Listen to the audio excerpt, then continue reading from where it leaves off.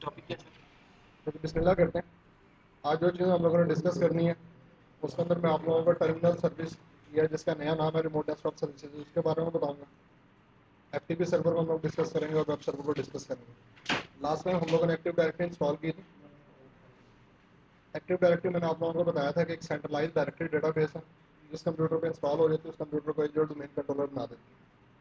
Active directory हम लोगों ने इंस्टॉल कर ली थी। एक्टिव डायरेक्टरी इंस्टॉल करने के बाद अब आपने इसके अंदर जो है यूज़र्स बनाने हैं, ग्रुप्स बनाने हैं, यूज़ बनाने हैं। ठीक है, ये सारी कॉन्फ़िगरेशन करने से पहले, शुरू करने से पहले पहले हम लोग इसका एक डीएनएस इसका वेरीफाई कर लेते हैं कि इसका डीएनएस जो है वो सही काम कर रहा है या नहीं। क्योंकि जब हम लोगों ने एक्टिव डायरेक्टरी इंस्टॉल की थी तो आप लोगों ने देखा था कि सिस्टम ने हमें मैसेज दिया था कि मैं इसी कंप्यूटर के ऊपर जो है वो डीएनएस में इंस्टॉल करके कन्फिगर करूँ। डीएनएस उसने खुद ब खुद इंस्टॉल कर दिया, पार्शली कन्फिगर भी कर दिया। ये हम लोग इंशाल्लाह डीएनएस का टॉपिक को डिटेल से डिस्कस करेंगे। इस वजह से आप लोगों को परेशान होने की जरूरत नहीं, पूरे एक दिन का टॉपिक है हम लोगों का डीएनएस का। मैं जल्दी से इसकी जो पार्शियल कॉन्फ़िगरेशन जो इसकी रह गई है वो मैं कर देता हूँ कंप्लीट, ताकि आगे हम लोग अपना एफटीपी सर्वर या वेब सर्वर जो है कॉन्फ़िगर कर सकें। जी क्या कह रहे हैं?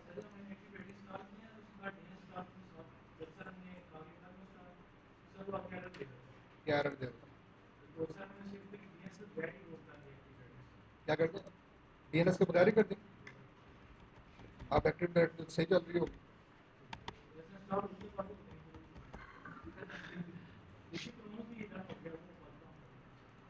नहीं, डीएनएस जो है ना वही वो कंपलसरी है। वो एक्टिव डायरेक्टरी का प्री रिक्विजिट है। या तो आपके इन्वायरमेंट में ऑलरेडी डीएनएस चलना चाहिए, अगर ऑलरेडी डीएनएस नहीं चल रहा तो फिर आप उसी कंप्यूटर के ऊपर डीएनएस भी इंस्टॉल करें।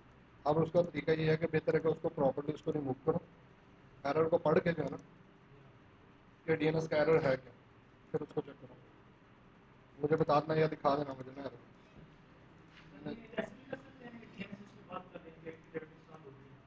नहीं, एक्टिव डायरेक्टरी वाली मशीन के ऊपर अगर आपने डीएनएस कॉन्फ़िगर करना तो फिर एक्टिव डायरेक्टरी के साथ ही जो है रिकमेंडेड ये है कि एक्टिव डायरेक्टरी इंटीग्रेटेड जोन ही आप लोग बनाओ उसके ऊपर।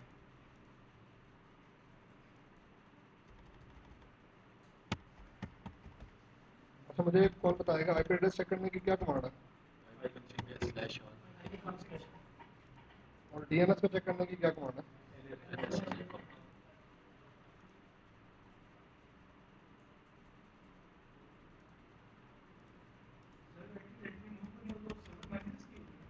नहीं, वो भी इधर से ही होगा। इस मशीन का नाम क्या रखा था हम लोगों ने?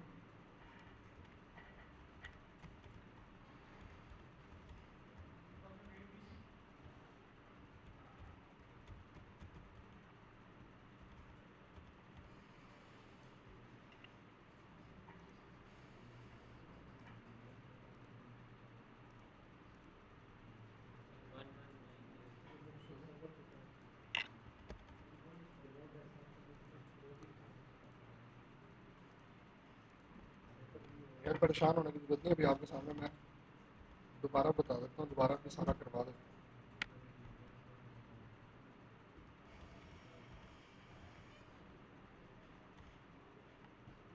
ठीक है जी, डीएनएस हम लोगों का सही काम कर रहा है। बिस्मिल्लाह करते हैं। जो सबसे पहले जो चीज़ हम लोगों ने डिस्कस करनी है वो है रिमोट डेस्कटॉप सर्विसेज, फॉर्मली जिसको कहा जाता था टर्मिनल सर्विसेज। ठीक है, टर्मिनल सर्विसेज का पुराना नाम था और रिमोट डेस्कटॉप सर्विसेज का जो है वो नया नाम है। आप लोगों ने रिमोट डेस्कटॉप सर्वर आप लोगों ने कॉन्फ़िगर करना है। रिमोट डेस्कटॉप का क्लाइंट तो बाय डिफ़ॉल्ट विंडोज़ के अंदर इंस्टॉल होता है और इसके फ़ायदा क्या होता है कि इसके ज़रिए से आप लोग रिमोट एडमिनिस्ट्रेशन कर सकते हैं। स्नैरियो कुछ इस तरह से है कि हम लोगों को टास्क ये दिया गया कि हम लोगों ने जो सिस्टम की रिमोट एडमिनिस्ट्रेशन करनी है, या टास्क ये दिया गया कि क्लाइंट को जो है ना कोई एप्लीकेशन जो है वो सिखानी है। क्लाइंट कंप्यूटर्स के ऊपर जब कोई एप्लीकेशन इंस्टॉल हो नहीं सकती तो फिर हम क्या करेंगे, वो एप्लीकेशन अपने सर्वर के ऊपर इंस्टॉल कर लेंगे और सर्वर को हम लोग अपना रिमोट डेस्कटॉप सर्वर बना देंगे। और बाकी क्लाइंट कंप्यूटर को हम लोग एज ए टर्मिनल क्लाइंट, वो as a dump client act कर रहे होंगे। क्लाइंट कंप्यूटर्स को लगेगा ये कि एप्लीकेशन जो है उनके पास चल रही है, हालांकि वो एप्लीकेशन जो है ना सर्वर एंड के ऊपर चल रही होगी।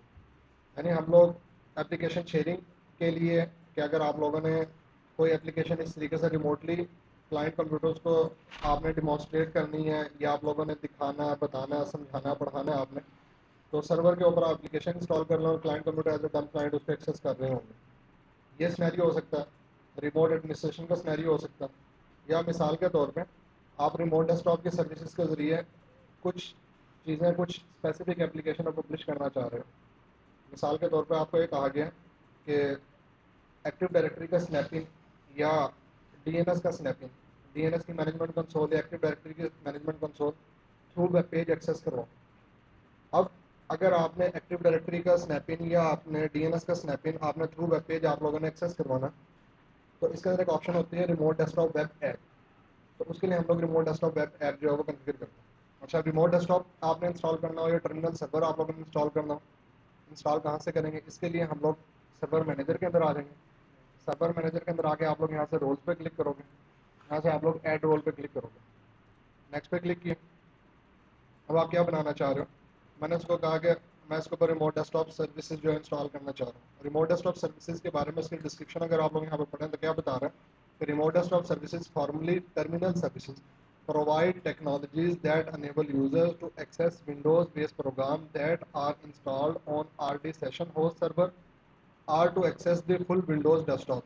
With remote desktop services, user can access an RD session host server or virtual machine from within your corporate network or from the internet. कि जब आप इसको सेशन होस्ट सर्वर बना दोगे तो आपके जो क्लाइंट कंप्यूटर हैं वाया इंटरनेट भी इसकी एप्लीकेशन को एक्सेस कर सकते हैं या कॉर्पोरेट के अंदर भी जो है एप्लीकेशन को एक्सेस कर सकते हैं। वो एप्लीकेशन जो कि क्लाइंट कंप्यूटर्स के ऊपर नहीं चल सकती, क्लाइंट कंप्यूटर कैपेबल नहीं है, तो हम लोग क्या करते हैं कि हम लोग रिमोट डेस्कटॉप सर्वर कॉन्फ़िगर कर लेते हैं और सर्वर के ऊपर एप्लीकेशन इंस्टॉल कर देते हैं। क्लाइंट कंप्यूटर उसके एज ए डम क्लाइंट जो है वो उसको एक्सेस करता है। अच्छा, अब जब मैं रिमोट डेस्कटॉप सर्विस यहाँ से सिलेक्ट करके नेक्स्ट करूँगा तो इसके अंदर फर्दर फिर आगे काफ़ी सारे ऑप्शन आएंगे। लाइक इसके अंदर कि जो ही मैंने इसको नेक्स्ट किया, पहले यहाँ पे इसका इंट्रोडक्शन दिखा रहा है, things to note to allow remote connection for administrative purpose only, you do not have to install remote desktop session host. Instead, ensure that the remote desktop setting is enabled. ये आप लोग पूरे, अच्छा, window की beauty है कि window के अंदर जो है ना स्टेप बाय स्टेप इसकी डिस्क्रिप्शन साथ साथ दी होती है। आप जो भी काम कर रहे होते हैं साथ साथ वो बता रहा होगा। अब यहाँ पे मजीद आगे इसके 4 या 5 कंपोनेंट आप लोगों को बताएगा ये कि लाइक वो यहाँ पे कह रहा है कि रिमोट डेस्कटॉप सेशन होस्ट आप लोगों ने करना। रिमोट डेस्कटॉप सेशन होस्ट क्या चीज़ है कि फॉर्मली टर्मिनल सर्वर जिसको कहा जाता था, enable a server to host Windows-based program or full Windows desktop user can connect to RT session host server to run program, save file and use network resources on the server. ये सारा कुछ server का ही इस्तेमाल होगा। Client computers को just जो है वो इंटरफेस मिलेगा। जो एक्चुअल टर्मिनल सर्वर था ना वो यही है, रिमोट डेस्कटॉप सेशन होस्ट, नाम सिर्फ इन्होंने उसका चेंज कर दिया होगा। अच्छा, ये दो फीचर जो है रिमोट डेस्कटॉप वर्चुअलाइजेशन होस्ट, ये प्योरली कॉन्सेप्ट है 2008 R2 का, ठीक है। अच्छा, और ये जो है ना आप रिमोट डेस्कटॉप वर्चुअलाइजेशन होस्ट, चूँकि ये मेरी वर्चुअल मशीन आप इसके ऊपर इंस्टॉल नहीं कर सकते। ये आपकी जो होस्ट मशीन होगी ना, यानी जो आपका फिजिकल सर्वर होगा जिसके ऊपर वर्चुअल मशीनें बनेंगी, जिसके ऊपर हाइपर वी का रोल आपने इंस्टॉल किया होगा, उसके ऊपर तो हम लोग इसको कन्फिगर कर सकते हैं। जो वर्चुअल मशीन है उसके ऊपर हम लोग इसको नहीं कर सकते, क्योंकि मैं ये जो कन्फिगरेशन आपको करके दिखा रहा हूँ वर्चुअल मशीन में करके दिखा रहा हूँ, लिहाजा मैं इस ऑप्शन को सिलेक्ट नहीं कर सकता। अब ये है कि जिस remote desktop virtualization host RD virtualization host enable users to connect to the virtual machine by using remote app and desktop connection. कि अब जो मेरे हाइपर वी के अंदर जितनी वर्चुअल मशीनें बनी हुई है ना, रादर देन के मैं एक एक वर्चुअल मशीन को एक्सेस करूँ, उनको मैं सारों को इनडायरेक्टली इसके थ्रू एक्सेस कर सकता हूँ, ठीक है। ये लेटर ऑन इंशाल्लाह फिर किस दिन मैं आप लोगों को जो है फिजिकल सर्वर पे किसी को इंस्टॉल करके आपको ये इसका डेमो दे दूंगा। अच्छा, बाय डिफॉल्ट जो है दो क्लाइंट कंप्यूटर्स को जो है ना 80 दिन के लिए जो है ना टर्मिनल सर्विस का लाइसेंस मिलता है। अब अगर आपके पास नंबर ऑफ क्लाइंट कंप्यूटर ज़्यादा कि लाइक आप लोगों के पास 20 क्लाइंट कंप्यूटर या 50 क्लाइंट कंप्यूटर जिनको आपने कोई एप्लीकेशन सिखानी है, किसी का डेमो देना, तो फिर आप लोगों को टर्मिनल सर्विस के लाइसेंस भी इंस्टॉल करने पड़ते हैं। तो अभी हम लोगों का सिनेरियो एज ऐसा नहीं है, तो मैं ये नहीं कर रहा। अच्छा, मैं आपको साथ साथ सारों के डिस्क्रिप्शन बताता जा रहा हूँ कि कौन कौन से ऑप्शन किस किस मकसद के लिए। देन उसके बाद remote desktop connection broker. Remote desktop connection broker क्या चीज़ है, ठीक है। इसको कनेक्शन ब्रोकर भी बोलते हैं, इसको सेशन ब्रोकर भी बोलते हैं। ये बेसिकली लोड को मैनेजमेंट करने के लिए होता है कि हम लोगों ने अगर सर्वर्स का फॉर्म बनाया हुआ, हम लोगों ने अगर सर्वर का फॉर्म बनाया हुआ है, या जिसको आप प्रोग्रामिंग की लैंग्वेज में बोलते हैं अरे, कि हमारे पास मल्टीपल टर्मिनल सर्वर है, हमारे पास multiple remote desktop session host server है, अब हम लोग ये चाह रहे हैं जब क्लाइंट कंप्यूटर उसको एक्सेस करें तो सारे का सारा लोड किसी एक सर्वर के ऊपर ना पड़े। तो उस मकसद के लिए हम लोग रिमोट डेस्कटॉप कनेक्शन ब्रोकर या सेशन ब्रोकर सर्वर जो हम लोग बोल लगाते हैं, वो क्या करता है कि वो लोड को इक्वली जो है वो डिस्ट्रीब्यूट कर देता है। ठीक है। देन उसके बाद है remote desktop gateway. Remote desktop gateway normal scenario के अंदर हम लोगों को नहीं लगाना पड़ता।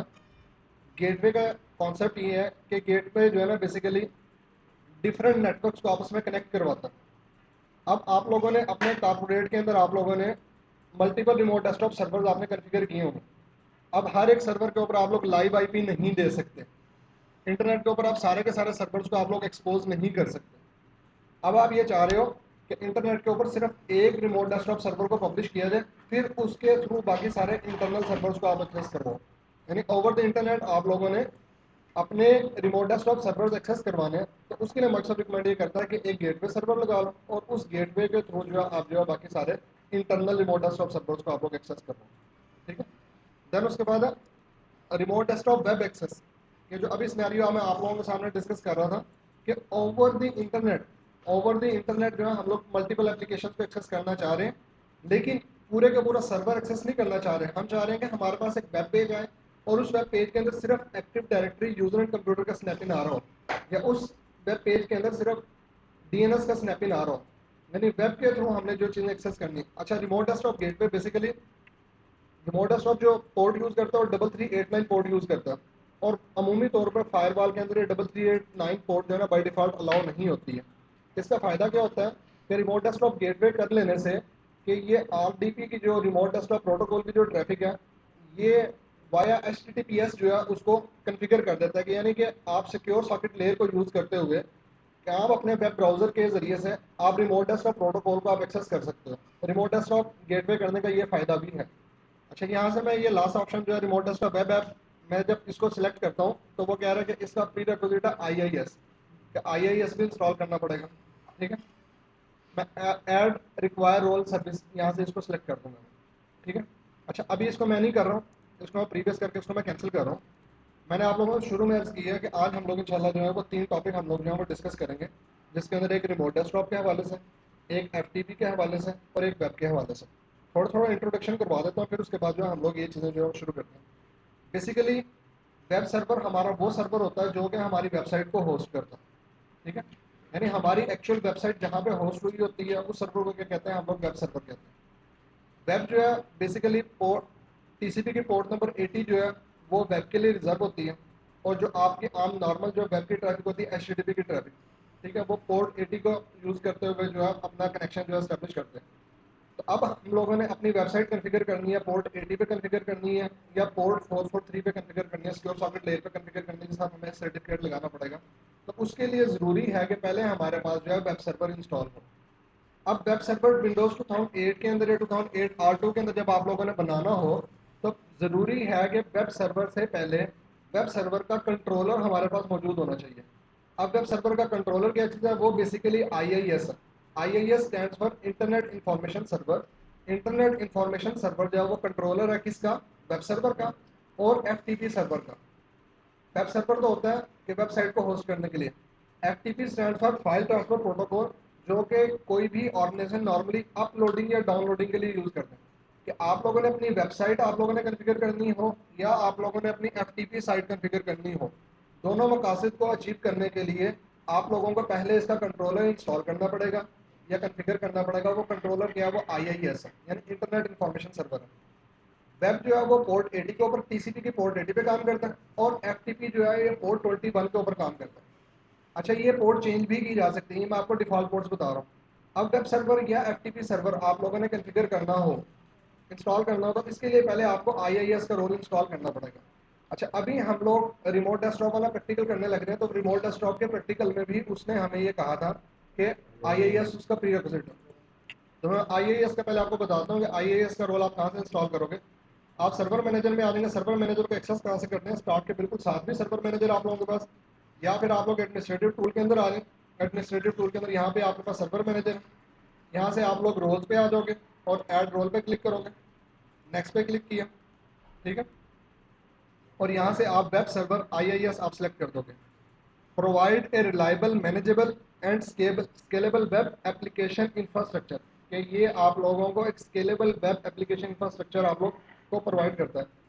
अच्छा, इंफ्रास्ट्रक्चर का लफ्ज़ यहाँ पर क्यों यूज़ किया? क्योंकि आईआईएस के थ्रू आप लोग अपनी एफटीपी साइट भी कॉन्फ़िगर कर सकते हो, आप अपनी वेबसाइट भी कॉन्फ़िगर कर सकते हो, आप अपनी एसएमटीपी साइट भी कॉन्फ़िगर कर सकते हो। कि आप ये चाह रहे हो कि आप लोगों ने कुछ ईमेल अलर्ट्स वगैरह आप लोग सेंड करवाने, या आपको ये कहा गया कि बीइंग ए नेटवर्क एडमिनिस्ट्रेटर जो ही कोई सर्वर डाउन हो तो ऑटोमेटिकली फिलहाल बंदे को जो ना अलर्ट आ जाए, या अपने ऑर्गेनाइजेशन के अंदर आप पॉप ईमेल कॉन्फ़िगर करना चाह रहे हो या आईमैप ईमेल कॉन्फ़िगर करना चाह रहे हो, एक सूरत तो ये है कि आप full fledge exchange server install करो। इतने रिसोर्सेज नहीं हैं, फुल फ्लैज एक्सचेंज सर्वर आप इंस्टॉल नहीं कर सकते। उस चीज़ को अचीव करने के लिए आप सिंपल आईआईएस सर्वर इंस्टॉल करके उसके अंदर आप एसएमटीपी कॉन्फ़िगर कर लो, उससे भी वो काम किया जा सकता है। अच्छा, एनीवे, एफटीपी साइट कॉन्फ़िगर करनी है, वेबसाइट कॉन्फ़िगर करनी है या एसएमटीपी साइट कॉन्फ़िगर करनी है, तीनों काम करने के लिए पहले इसका कंट्रोलर लाइक वेब सर्वर आपको आईआईएस सर्वर आपको इंस्टॉल करना पड़ेगा। तो इसको आपने नेक्स्ट किया, ठीक है। अच्छा, वो क्या कह रहा है कि using Windows system resource management can help ensure equitable. अच्छा, अब अगर आप जो है, बल्कि मैं इसको आगे करके फिर आगे आपको बताता हूँ कि जब आप आईएएस को या वेब सर्वर को आप सिलेक्ट करते हो तो उसके अंदर फर्दर उसकी बहुत सारी एक्सटेंशन या बहुत सारे फीचर्स जो हैं वो उसके वो यहाँ पे आप लोगों को दिखा रहा है कि अब ये फीचर्स जो हैं इनकी हमें कहाँ पे ज़रूरत पड़ती है। एक तो ये है कि आप किसी भी एक चीज़ पे क्लिक करो, उसकी जो है साथ साथ वो आपको डिस्क्रिप्शन यहाँ पे दिखाता जाएगा। जिन लोगों का प्रोग्रामिंग से बैकग्राउंड है या जिनको कोई प्रोग्रामिंग की हाव नाव है, कि अगर उन्होंने, आप लोगों में से कितने लोग ऐसे हैं जिन्होंने प्रोग्रामिंग की हुई है, प्रोग्रामिंग की हाव नाव है? डॉट नेट प्लेटफॉर्म क्या होता है?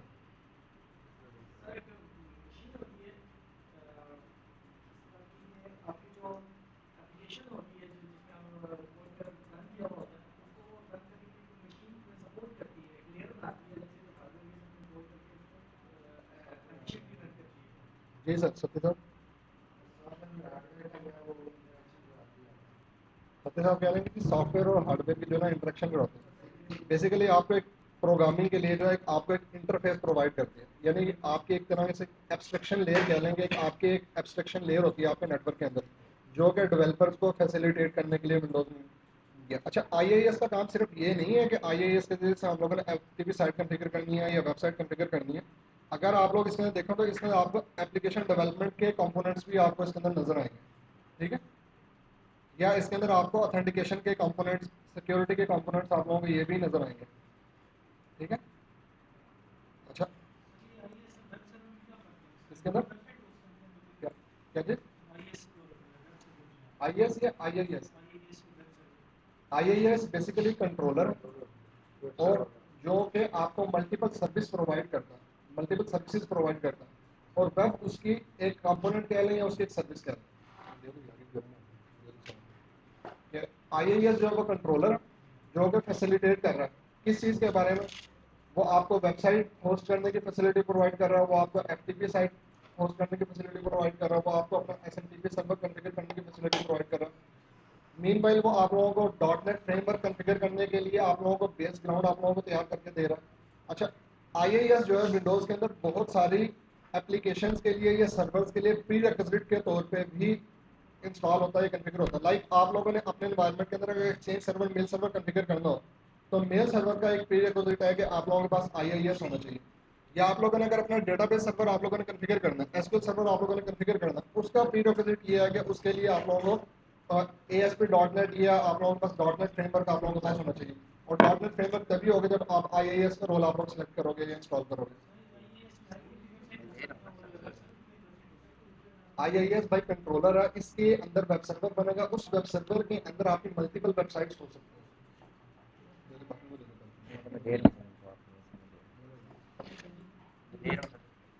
ले लो यार ये।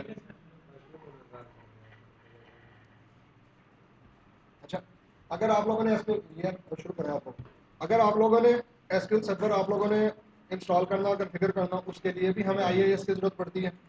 या आप लोगों ने माइक्रोसॉफ्ट ऑफिस शेयरपॉइंट सर्वर आप लोगों ने इंस्टॉल करना, कॉन्फ़िगर करना, उसके लिए भी आईआईएस की जरूरत पड़ती है, ठीक है।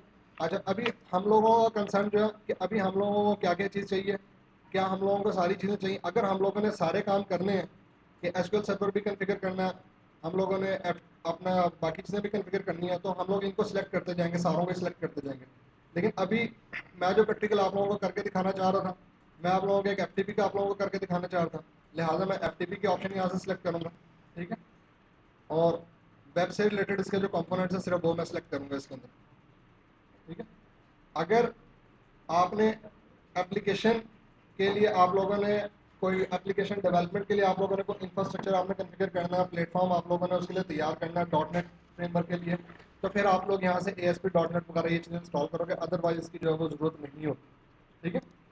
हम लोग एप्लीकेशन डेवलपमेंट नहीं कर रहे हैं, मैं सिर्फ आप लोगों के FTP साइट या वेबसाइट आप लोगों को कॉन्फ़िगर करके वो दिखा रहा हूँ। हाँ जी, HTTP और FTP ये दोनों चीज़ें होती हैं, ठीक है। अब ये देखें, वेब सर्वर हम लोग इंस्टॉल करना तो क्या करें, common HTTP feature, static content, default document, directory browsing, HTTP error, HTTP logging, ठीक है, रिक्वेस्ट फिल्टरिंग, ठीक है, ये सारी चीज़ें इसमें इंस्टॉल कर रहे हैं। प्लस इसके अलावा अगर आप लोग ये चाह रहे हो कि जब आप लोगों की वेबसाइट आप लोगों की एक्सेस हो, तो वेबसाइट एक सूरत तो ये है कि हर कोई उसको एक्सेस कर ले ब्राउजर में, दूसरी सूरत ये है कि आप उसके ऊपर कोई ऑथेंटिकेशन आप लोग कॉन्फ़िगर करना चाह रहे हो, फिर यूज़र नेम पासवर्ड आप लोगों से वेरीफाई करवाएं, तो वो चीज़ें अगर आप लोगों ने करनी है तो फिर यहाँ से आप सिक्योरिटी के अंदर आके वो कंपोनेंट्स भी आप लोग सेलेक्ट करवा दोगे। तो फिलहाल मैंने बेसिक ऑथेंटिकेशन, विंडोज ऑथेंटिकेशन ये मैंने 2 सेलेक्ट किए, ठीक है। नेक्स्ट किया, इंस्टॉल पे क्लिक किया, ये IIS सर्वर इंस्टॉल कर देगा, तो इससे मैं अपनी वेबसाइट भी बना सकता हूँ और इससे मैं अपनी FTP साइट भी बना सकता हूँ। हाँ जी, अब पूछें क्या पूछ रहे थे आप। दूसरी सूरत ये है कि कंपनी की वेबसाइट बनी हुई हो और वेबसाइट के ऊपर एक टास्क का एक टैब आ रहा हो, वो टास्क के टैब के ऊपर क्लिक करेगा और वहीं से जो है वो सारों को टास्क असाइन कर देगा।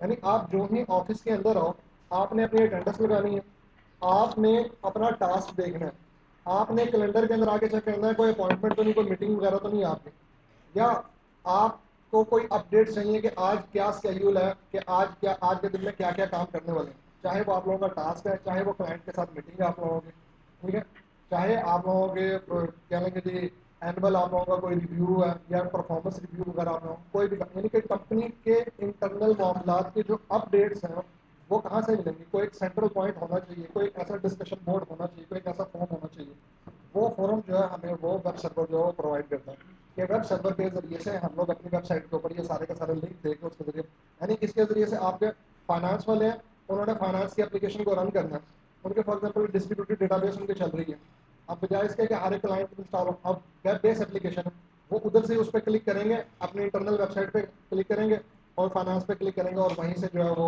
उनके फाइनेंस की जो है वो एप्लीकेशन उनकी चल पड़ेगी, उसका मॉड्यूल रन हो जाएगा।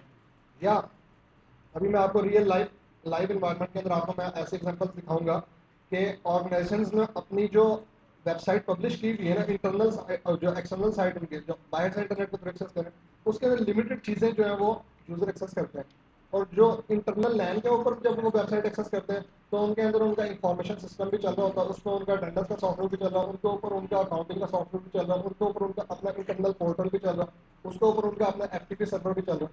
यानी आपको एक आ गया कि आपने पेरोल की डायरेक्टरी पे काम करना है, या आपने फॉर एग्जाम्पल जो है HR के आपने कोई मॉड्यूल एक्सेस करना है, या अकाउंट्स के आपने कोई फाइलों का एक्सेस करना है, अब बाहर से आपको अलाउ नहीं है, बाहर से आपको अलाउ नहीं है, अब आप लोगों को इन सारी कामों के लिए आप लोगों को कोलैबोरेटिव प्लेटफॉर्म आपको चाहिए, वो कोलैबोरेटिव प्लेटफॉर्म क्या होगा, वो आप लोगों का इंटरनल पोर्टल होगा।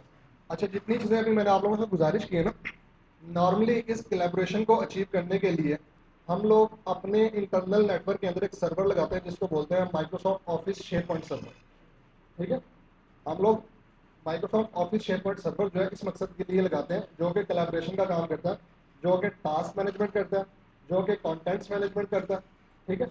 आपने जितनी चीज़ें मैंने आपको गिनवाई है कि मल्टीपल साइट्स बनी है, उन मल्टीपल साइट्स को इंटीग्रेट करके एक जगह पे जो इकट्ठा करना है, जो अब के वेबसाइट का मकसद क्या होता है, वेबसाइट का मकसद होता है कि इंफॉर्मेशन को डिलीवर करना, बाहर के यूजर्स के लिए, कस्टमर्स के लिए जो है वो कि आपकी ऑर्गेनाइजेशन के बारे में वो जानना चाह रहे हैं। अच्छा, वेबसाइट के ऊपर अमूमी तौर पर बाज़ ऑर्गेनाइजेशन ने अपनी ईमेल का लिंक भी दिया होता है कि वो उन्होंने अपनी ईमेल चेक करनी है, वो वेबसाइट पर जाएंगे और वहीं से वो ईमेल के बटन पर क्लिक करेंगे, वो डायरेक्ट उसको वो ईमेल सर्वर तक जो है उसको ले जाएगा। इस तो इस मकसद के लिए जो है हम लोग जो है अपने और नेटवर्क के अंदर IIS सर्वर लगाते हैं। IIS सर्वर जो है एक आप लोगों का कह लेंगे जी होस्ट कह लें या कंट्रोलर कह लें, फिर उसके ऊपर आपकी वेबसाइट लगती है, जब आप अपनी वेबसाइट इंटरनल लैन के अंदर पब्लिश कर लेते हो तो फिर इसी तरीके से उसको हम लोग टीएमजी के थ्रू या आइजा के थ्रू या पिक्स के थ्रू या जूनिपर के थ्रू या स्पैरो के थ्रू हम लोग बाहर की दुनिया के लिए भी उसको अवेलेबल कर देते हैं और फिर वहाँ से हम रिस्ट्रिक्ट कर सकते हैं कि इस वेबसाइट की कौन कौन सी डायरेक्टरी जो है बाहर से एक्सेस हो और कौन कौन सी डायरेक्टरी बाहर से एक्सेस। अब क्लियर हो गया तो वेबसाइट की क्यों जरूरत पड़ती है। अभी मैं आपको लाइव एनवायरनमेंट के अंदर मल्टीपल वेबसाइट जो आपको चेक करवाता हूँ। जी जी, फाइल ट्रांसफर करने के लिए अपलोडिंग डाउनलोडिंग की जरूरत होती रहती है। अच्छा, होपफुली हम लोगों का जो है वो इंस्टॉल हो गया होगा। आईएएस हम लोगों का इंस्टॉल हो गया, इसको मैंने क्लोज कर दिया। आईएएस को हम लोग बाद में कॉन्फ़िगर करते हैं। पहले जो है मैं आप लोगों को वो रिमोट डेस्कटॉप के बारे में जो चीज़ें बता रहे थे कि साथ में हम लोग रिमोट डेस्कटॉप के कंपोनेंट्स भी इंस्टॉल कर लेते हैं, फिर इकट्ठी दोनों चीज़ें आपको मैं कॉन्फ़िगर करके दिखा दूँगा।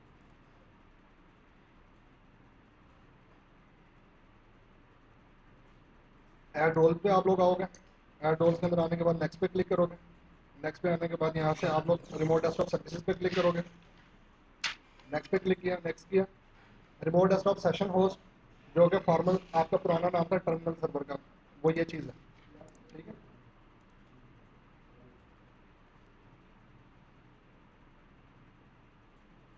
वो यहाँ पे वार्निंग ये दे रहा है कि रिमोट डेस्कटॉप सेशन होस्ट जो है ना वो एक्टिव डायरेक्टरी वाली मशीन पे या डोमेन कंट्रोलर पे रिकमेंडेड नहीं है। माइक्रोसॉफ्ट कभी भी रिकमेंड नहीं करता कि ये काम अपने डोमेन कंट्रोलर पे करो। तो हमारे इस कंप्यूटर को एक्टिव डायरेक्टरी इंस्टॉल है, उसकी वो वार्निंग दे रहा है। मैंने उसको इंस्टॉल कर दिया, एनीवे कर दिया। अच्छा, ये जो वर्चुअलाइजेशन होस्ट है ये आपके फिजिकल सर्वर पे होता है, ये वर्चुअल मशीन पे आपके नहीं हो सकता। अगर आप लोगों के मल्टीपल लाइसेंस मल्टीपल यूजर्स हैं उनको आपने फैसिलिटेट करना है 50 60 100 200 यूजर में, तो फिर आपको ये कंपोनेंट इंस्टॉल करना पड़ेगा। अगर आप लोगों के पास सेशन होस्ट सर्वर या सेशन ब्रोकर सर्वर का आप लोगों के पास आप लोगों के पास सेशन होस्ट सर्वर का एक पूरा फॉर्म बना होगा कि मल्टीपल आपके पास सेशन होस्ट सर्वर है, तो लोड को आपने इक्वली डिस्ट्रीब्यूट करना, इक्वली मैनेज करना, तो फिर इसके लिए हम लोग कनेक्शन ब्रोकर सर्वर हम लोग इंस्टॉल करते हैं।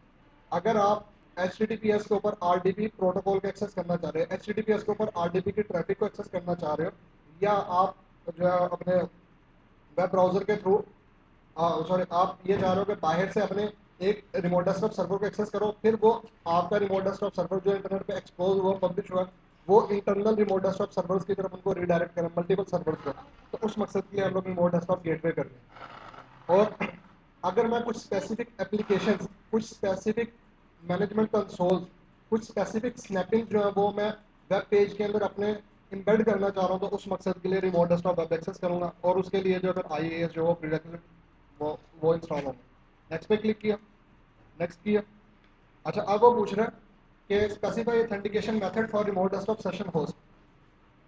कि अब कि जब आपके जो क्लाइंट कंप्यूटर है जब वो एक्सेस करेंगे तो नेटवर्क लेवल ऑथेंटिकेशन उसके लिए चाहिए या नहीं चाहिए। अगर नेटवर्क लेवल ऑथेंटिकेशन में अगर यहाँ पे एनेबल करता हूँ तो सिर्फ फिर अब आपके क्लाइंट कंप्यूटर कौन से हो सकते हैं, विंडोज विस्टा हो सकती है, विंडोज 7 हो सकती है, 2008 2008 आठ हो। विंडोज XP के थ्रू आप इसको एक्सेस नहीं कर सकते। ठीक है, और अगर मैं ये करता हूँ do not require the network level authentication, तो फिर अब क्या होगा कि ये एक लेस सिक्योर मैकेनिज्म है। इसके अंदर देखिए XP के थ्रू और आपके विंडोज 2000 के थ्रू या 98 के थ्रू भी आप इन सर्विसेज को एक्सेस कर सकते हैं। नेक्स्ट पे क्लिक किया। अब वो पूछ रहा है कि लाइसेंसिंग मोड आप लोगों का कौन सा होगा। अच्छा, अब सोचने वाली बात यह है कि हम लोग तो लाइसेंसिंग हम लोग कॉन्फ़िगर कर ही नहीं रहे हैं, तो फिर ये मेरे से क्यों पूछ रहा है ये। आप अभी हम लोग मल्टीपल क्लाइंट्स को ऑल्दो हम लोग फैसिलिटेट करने के लिए लाइसेंसिंग का मॉड्यूल इंस्टॉल नहीं कर रहे हैं, लेकिन ये जो सर्वर जो है इसने आगे फैसिलिटेट तो करना है ना इतने कि अब जो क्लाइंट होंगे इसके, वो कोई क्लाइंट हो सकता है इसका वेब ब्राउजर के थ्रू एक्सेस करे, हो सकता है कोई क्लाइंट जो अपना रिमोट डेस्कटॉप क्लाइंट खोल के वहां से एक्सेस करे। अब ये लाइसेंसिंग के अंदर आगे 3 मॉड्यूल वो बता रहा है, कह रहा है कि कॉन्फ़िगर लेटर, मैं वो बाद में कॉन्फ़िगर कर लूंगा। नेक्स्ट ऑप्शन है कि पर device an RDP server device CAL must be available for each device that connect to this RD session हो सर्वर के। इस केस आप जितने सर्वर्स कनेक्ट होंगे, जितने डिवाइसेस कनेक्ट होंगे, हर एक के ऊपर एक एक लाइसेंस जो रिक्वायर होगा। या पर यूजर बेस का मतलब क्या है कि एन RDS पर user cal must be available for each user that connect to this RD session हो सर्वर। कि जितने क्लाइंट कंप्यूटर जो इससे कनेक्ट होंगे उनमें हर एक क्लाइंट के पास एक एक लाइसेंस होना चाहिए। अच्छा, ये ऑप्शन आप लोग बाद में भी कॉन्फ़िगर कर सकते हो, आप कॉन्फ़िगर लेटर करते हैं उसको। ठीक है, अब वो पूछ रहा है कि किस यूज़र को अलाउ करना है कि वो इस टर्मिनल सर्वर से इस्तेफादा कर सके। बाय डिफ़ॉल्ट एडमिनिस्ट्रेटर ग्रुप जो होता है उसके जितने मेंबर्स होते हैं उन तमाम को अलाउ होता है कि वो इसको एक्सेस कर सकें। यहाँ पे अगर आपके पास और कोई आपके पास ग्रुप बना हुआ है, लाइक कोई आप लोगों का सेल्स का ग्रुप बना है, कोई मार्केटिंग का ग्रुप बना है, कोई अकाउंट्स का ग्रुप बना है, कोई एडमिन का ग्रुप बना है, कोई एग्जीक्यूटिव का ग्रुप बना है, आप उनको भी यहाँ से फैसिलिटेट कर सकते हो। कैसे करोगे? आप एडवांस पे क्लिक करोगे, फाइंड पे क्लिक करोगे। अभी वो मेरे एक्टिव डायरेक्टरी के बिल्ट इन ग्रुप जो है, लाइक बैकअप ऑपरेटर होगा और डोमेन एंड एडमिन या एंटरप्राइज एडमिन इस तरह का मुझे दिखाएगा। सपोज मैंने यहाँ पे कह दिया कि डोमेन एडमिन को भी सबको अलाउ है, ठीक है, 2 ग्रुप्स मैंने यहाँ पे अलाउ करवाए।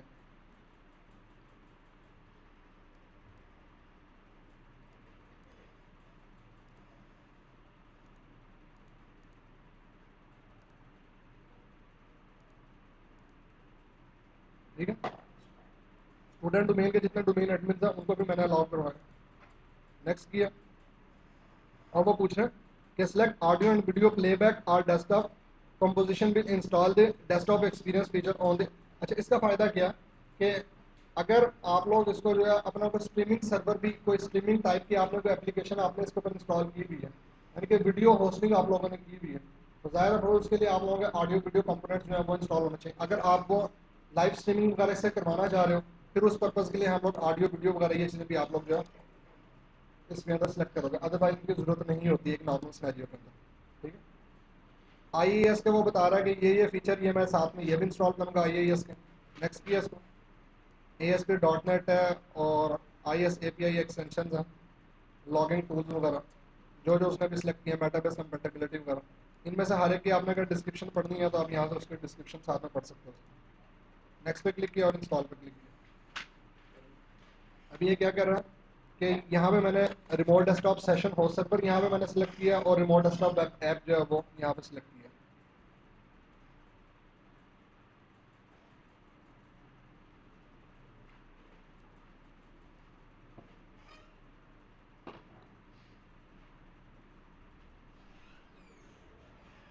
अच्छा, इतनी देर में इंस्टॉल होता।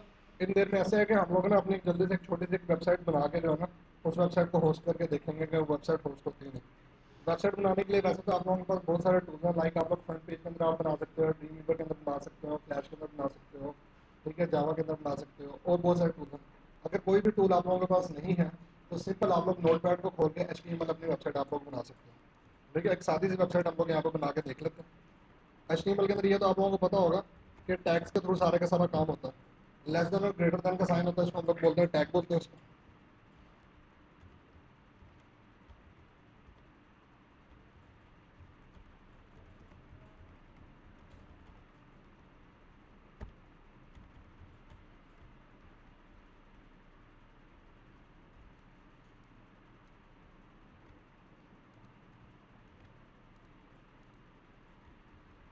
काफ़ी अर्सा पहले की थी यार, अगर कोई गलती हो तो बता दें आप। जी,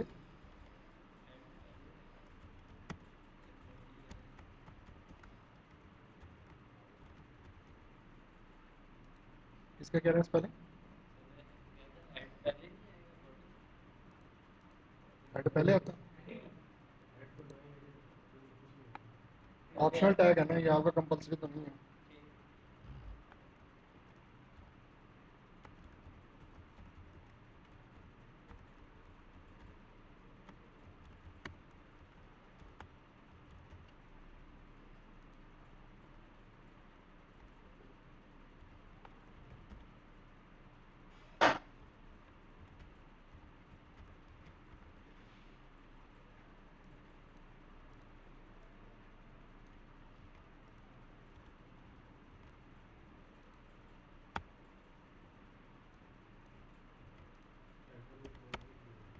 क्या कह रहे हो?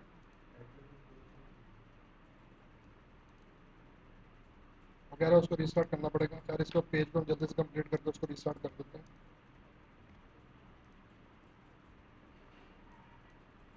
ये आप लोगों को इसलिए से परेशान होने की जरूरत नहीं है, बना बनाया को पेज आप लोग लगा सकते हो। ये जो है ना डेवलपमेंट डिपार्टमेंट का काम होता है ये। तो मैं वैसे टेस्टिंग के लिए सिर्फ बता रहा हूँ कि आपके सामने अभी एक सादी सी वेबसाइट बना के, ताकि आपके सामने ये ना हो कि जी कोई 2 नंबरी हुई है हमारे साथ। अभी रन टाइम पे आपको वेबसाइट बना के वही मैं आपको यहाँ पर लगा के दिखा दूँगा।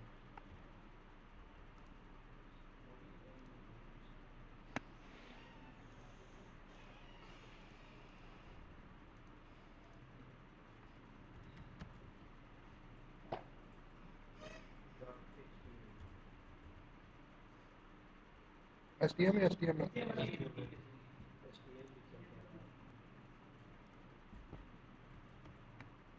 ये लो जी, ये हमारा एक वेब पेज बन गया। इस वेब पेज को हम लोग अपने वेब सर्वर के ऊपर हम लोग होस्ट कर देंगे। फिर क्लाइंट कंप्यूटर से बैठ के उसको एक्सेस करेंगे, देखेंगे ये एक्सेस हो रहा है नहीं हो रहा।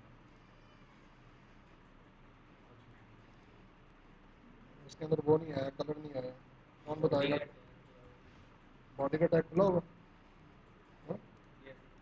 क्लोज नहीं किया उसको।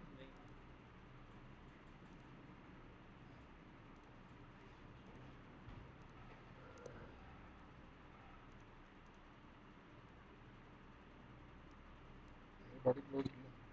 ये बेसिकली पीजी कलर इकट्ठा है ना, मैंने इसको अलग अलग लिखा। ठीक है, इसका मैं इसको हेड की बजाय जो है इसको मैं कर देता हूँ H1 कर देता हूँ इसको।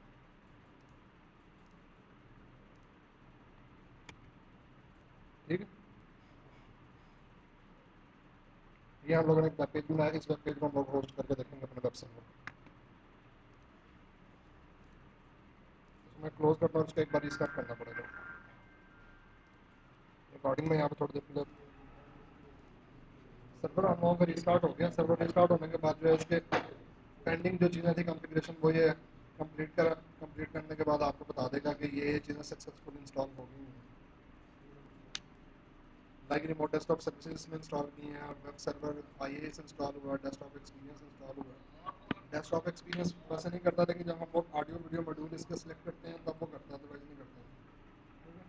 यहाँ पे आपको जो है क्या बता रहा है कि रिमोट डेस्कटॉप सर्विसेज ने इंस्टॉल की हैं, installation succeeded with warning, RD web access require additional configuration. Only the configuration page of the RD web access website.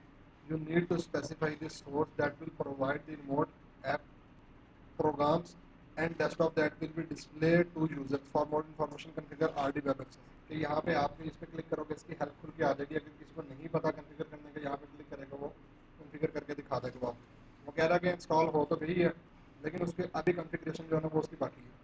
ठीक है, enable Windows 7 feature on this RD session host server by using desktop experience. Use the remote desktop session host configuration tool to specify a remote desktop license server for the RD session host. हम लोगों ने जब install किया था उसमें हम लोगों ने लाइसेंस नहीं बताया था, पर डिवाइस या पर सर्वर ने सिलेक्ट किया था, तो इस वजह से यहाँ पे दूसरी बार नहीं किया था।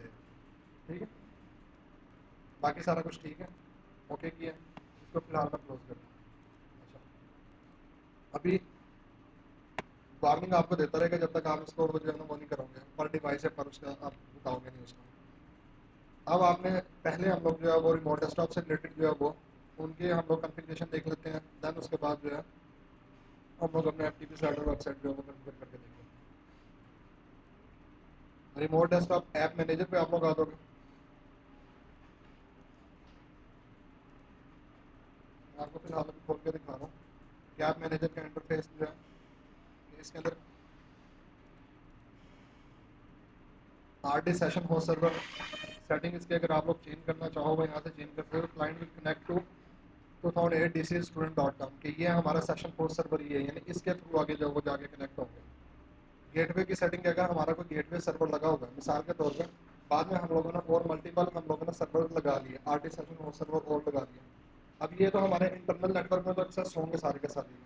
अब बाहर से इंटरनेट के थ्रू एक्सेस करना है, तो आप इंटरनेट के थ्रू बाहर से जो है अगर वो करवाना चाह रहे हो कि हम अपना इसको एक्सपोज करना चाह रहे हो, तो इंटरनेट फेसिंग जो आपका सर्वर होगा वहाँ पे आप कॉन्फ़िगर करोगे RD गेटवे सर्वर पे, एक्सपोज करोगे उसको पब्लिश करोगे। अगर आपके एनवायरनमेंट में कोई गेटवे लगा हुआ है तो आप यहाँ से चेंज पे क्लिक करोगे और उसकी सेटिंग बता दोगे कि ये हमारा गेटवे सर्वर है और स्मार्ट कार्ड के थ्रू उससे कनेक्ट होना है, ये NTLM ऑथेंटिकेशन के थ्रू कनेक्ट होना है। ठीक है, ये उस पर्पज़ के लिए। अभी हमारे सिनेरियो के अंदर कोई गेटवे सर्वर है ही नहीं है। ठीक है, डिजिटल सिग्नेचर के आप लोगों ने डिजिटल सिग्नेचर की आप लोगों ने यहाँ कॉन्फ़िगरेशन करनी है। अच्छा, टू द पॉइंट हम लोग आते हैं अपने काम की तरफ कि मिसाल के तौर पर हम लोग जो एक्सपोज करना चाह रहे हैं एक्टिव डायरेक्टरी की स्नैपिंग को, और हम लोग जो है DNS की स्नैपिंग को वेब पेज के थ्रू हम लोग जो है ना एक्सपोज करना चाह रहे हैं। यहाँ पे क्या कहते हैं, TS web access computer group is empty, remote app program may be unavailable to user. ठीक है, the remote app program list is empty, a remote desktop connection for the server is not visible in the RD web access, यहाँ से मैं change पे मैंने click किया। अब वो अलाउ करवाना है नहीं करवाना, आप यहाँ से जो है show remote desktop configuration connection to this RD session host server in the RD web access, आप सिर्फ इस चेकबॉक्स को आप लोग सेलेक्ट करोगे।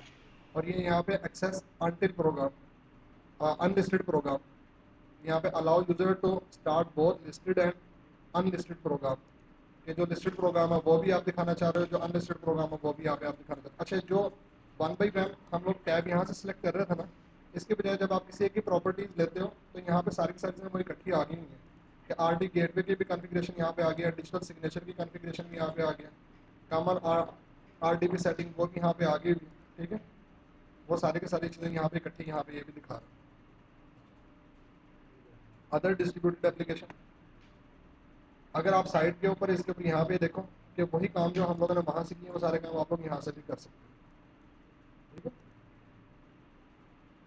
अच्छा अब हम लोग ऐप ऐड करवाना चाह रहे हैं। अदर डिस्ट्रीब्यूशन में भी सर हमने कुछ सेलेक्ट किया है। सॉरी, अदर डिस्ट्रीब्यूशन में, अदर डिस्ट्रीब्यूशन ऑप्शन में कौन सा ये sir distribution with RD web access, ये नेक्स्ट में दे देता है, लास्ट वाला दे देता है सर। ये वाली आप चेक कर सकते हैं कौन सा वाली कह रहे हो? सर, ये विंडो क्रॉस कर देता है, ये वाली। हाँ, ये अदर डिस्ट्रीब्यूशन नहीं, ऑप्शन। इसके अंदर हम लोगों ने कुछ भी नहीं किया अभी। वो कह रहे हैं select remote app program and choose an option below, create RDB file, create Windows installer package के आपने अब जो है ना इसके क्लाइंट आपने क्लाइंट कंप्यूटर के ऊपर इंस्टॉल करवाना है इसको, तो उस मकसद के लिए कि इसकी आपने RDB फाइल बनानी है। अच्छा, अभी जितनी आपने इसके रिमोट ऐप मैनेजर की जितनी आपने कॉन्फ़िगरेशन की है, इस सारी सेटिंग को अगर आप लोग एक्सपोर्ट करना चाह रहे हो, एक्सपोर्ट पे क्लिक करेंगे और इस तरह एक तरह का इसका बैकअप भी हो सकता है, या कोई दूसरा सर्वर सेम उसके ऊपर भी यही सारी कॉन्फ़िगरेशन करनी है, तो आप ये इसको एक फाइल के अंदर सेव करो, आप उस कंप्यूटर के ऊपर जाके क्या करोगे, सिर्फ इंपोर्ट कर लोगे, ये सारी सेटिंग उसके ऊपर आ जाएगी। ये नए टैब जो है इसके अंदर आ गए हुए हैं, कौन कौन से? रिमोट डेस्कटॉप सर्विसेज के अंदर हम लोगों का एक ये हम लोगों के पास कौन सा आता है, remote desktop session host configuration, remote desktop web access configuration, ये नया टैब आ गया।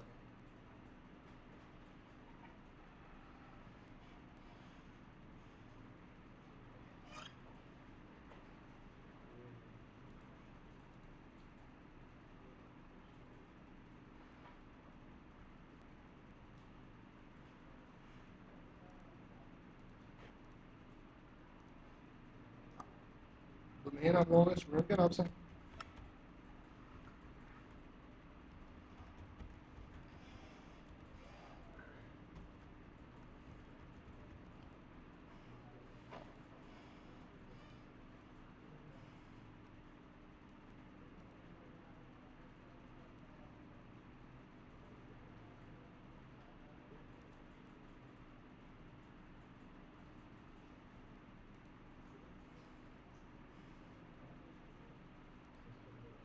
ये देखें कि आपकी जो लिस्ट जो है रिमोट ऐप प्रोग्राम की खाली आ रही है, इसमें सिर्फ रिमोट डेस्कटॉप यहाँ पे आ रहा है। अब इसके अंदर आप लोग कोई और एप्लीकेशन यहाँ पे आप लगाना चाह रहे हो, लाइक जो अभी मैं आपसे थोड़ी देर पहले अर्ज कर रहा था कि एक्टिव डायरेक्टरी का स्नैपिंग या DNS का स्नैपिंग या बाकी स्नैपिंग ऐड करना है, तो वो हम लोग यहाँ पे अभी वो भी ऐड करवाते हैं। और रिमोट डेस्कटॉप पे क्लिक करेंगे तो ये इसका फ़ायदा क्या होगा रिमोट डेस्कटॉप वेब ऐप का, कि एक तो ये है कि आप लोग अपने कंप्यूटर के अंदर जो है ना लैन के ऊपर या वैन के ऊपर, एक सूरत तो ये है कि आप ये रिमोट डेस्कटॉप का क्लाइंट इस तरह आप खोलते हो, वहाँ से एक्सेस करते हो, या फिर आप स्टार्ट के अंदर आते हो, रन के अंदर आते हो, MSDSC लिखते हो। ठीक है, रिमोट डेस्कटॉप क्लाइंट सामने आता है और जिस भी सर्वर को आपने एक्सेस करना, लैन में करना है, वैन में करना, उसका लोकल IP या वैन का IP आप लोग देखे उससे आप कनेक्ट कर लोगे, यूजर ने पासवर्ड पूछेगा। अब मैं सपोज अपने सर्वर को जो है वेब पेज के थ्रू एक्सेस करना चाह रहा हूँ, ठीक है, बाहर के किसी मुल्क में बैठा हूँ, उधर मेरे पास ये बोले क्लाइंट एप्लीकेशन नहीं है मेरे पास, किसी ऐसी जगह पर कोई रिस्ट्रिक्टेड एनवायरनमेंट है, और मैं क्या करूँगा, मैं ब्राउज़र को खोलूँगा, अपने इंटरनेट एक्सप्लोरर को खोलूँगा, इंटरनेट एक्सप्लोरर को खोलूँगा और मैं यहाँ पे आके उसका अपना एड्रेस दे दूँगा, जो मेरे remote desktop web app service है उसका मैं यहाँ पे एड्रेस दे दूँगा। ठीक है, उसका जब मैं एड्रेस दूँगा तो ये इस तरह का इंटरफेस आ जाएगा। आगे फिर जिस भी कंप्यूटर को रिमोट डेस्कटॉप करना है वो यहाँ से आप उस कंप्यूटर का नाम या उसका IP एड्रेस दो। फॉर एग्जाम्पल हमारे केस में उसका IP एड्रेस है 192.168.0.1। ठीक है,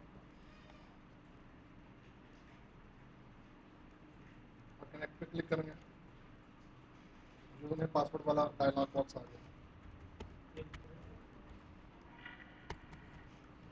अभी तो मैं उसी कंप्यूटर को एक्सेस करके दिखा रहा हूँ ना, डीसी को एक्सेस करके दिखा रहा हूँ, सिर्फ आपको बता रहा हूँ कि देखें वेब पेज के थ्रू एक्सेस करना है। ठीक है, इस तरीके से वेब पेज के थ्रू भी हम लोग एक्सेस करवा सकते हैं। ये कब होगा, जब हमारा रिमोट डेस्कटॉप वेब ऐप जो वो इंस्टॉल हो जाएगा, अदरवाइज ये ऑप्शन नहीं आता। अच्छा, कॉन्फ़िगरेशन के अंदर आके देखें कि आपने इसको select the source to use and RD connection broker server, इसको आपने करना है, या or remote desktop app source, कि आपने इसको एप्लीकेशन सोर्स के तौर पर करना है। फिलहाल मैं इसको एप्लीकेशन सोर्स इस पर रहने दे रहा हूँ। अच्छा, अब यहाँ पे एप्लीकेशंस आपने ऐड करवानी है, वो एप्लीकेशंस आप कहाँ से ऐड करवाओगे? ये ब्राउज़र नीचे जो आपने हमारा .0.1 दिया उस मशीन का, ब्राउज़र में क्या दिया था आपने? कौन सा ब्राउजर? ब्राउज़र के एड्रेस बार में। ये ब्राउजर के एड्रेस बार के अंदर अभी तो मैंने इसको वो किया ही नहीं ना, कस्टमाइज किया ही नहीं लोकल होस्ट को, तो अभी तो मैं उसी कंप्यूटर के अंदर बैठ के इसको एक्सेस कर रहा हूँ ना। अब आप जब बाहर से आपने इसको एक्सेस करना होगा ना, तो इसको आप प्रॉपर्ली पब्लिश करोगे। आप इंटरनेट के आप जो अपने टीएमजी के ऊपर या आइजा के ऊपर इसको पब्लिश करोगे।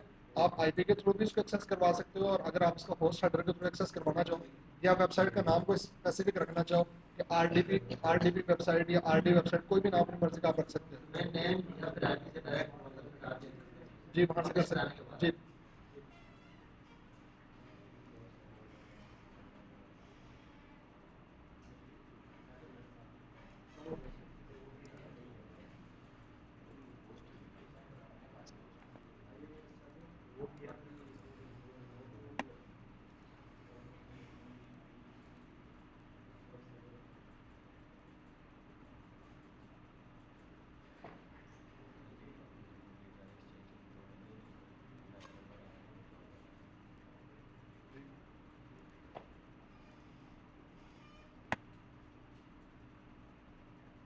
अच्छा, इसके अंदर जो है ना, अगर आप ये चीज़ें इंस्टॉल नहीं भी करते ना, तो ये रिमोट डेस्कटॉप सर्विस मैनेजर ये बाय डिफॉल्ट आप लोगों के पास पहले से आ रहा होता है। ये जो रिमोट डेस्कटॉप का टैब है, ये भी आप लोगों के पास बाय डिफॉल्ट पहले से आ रहा होता है। अभी हम लोगों की कॉन्फ़िगरेशन करने के बाद क्या आया कि remote desktop session host configuration, remote desktop web access configuration और रिमोट ऐप मैनेजर, ये 3 चीज़ें जो है ना हमारे पास बाद में आई है जब हम लोगों ने इसको कॉन्फ़िगर किया। तो यहाँ पे कि अब आपने इसके अंदर एप्लीकेशन आपने अलाउ करनी है, एप्लीकेशन आपने कहाँ से अलाउ करनी है, चेंज पे क्लिक किया, और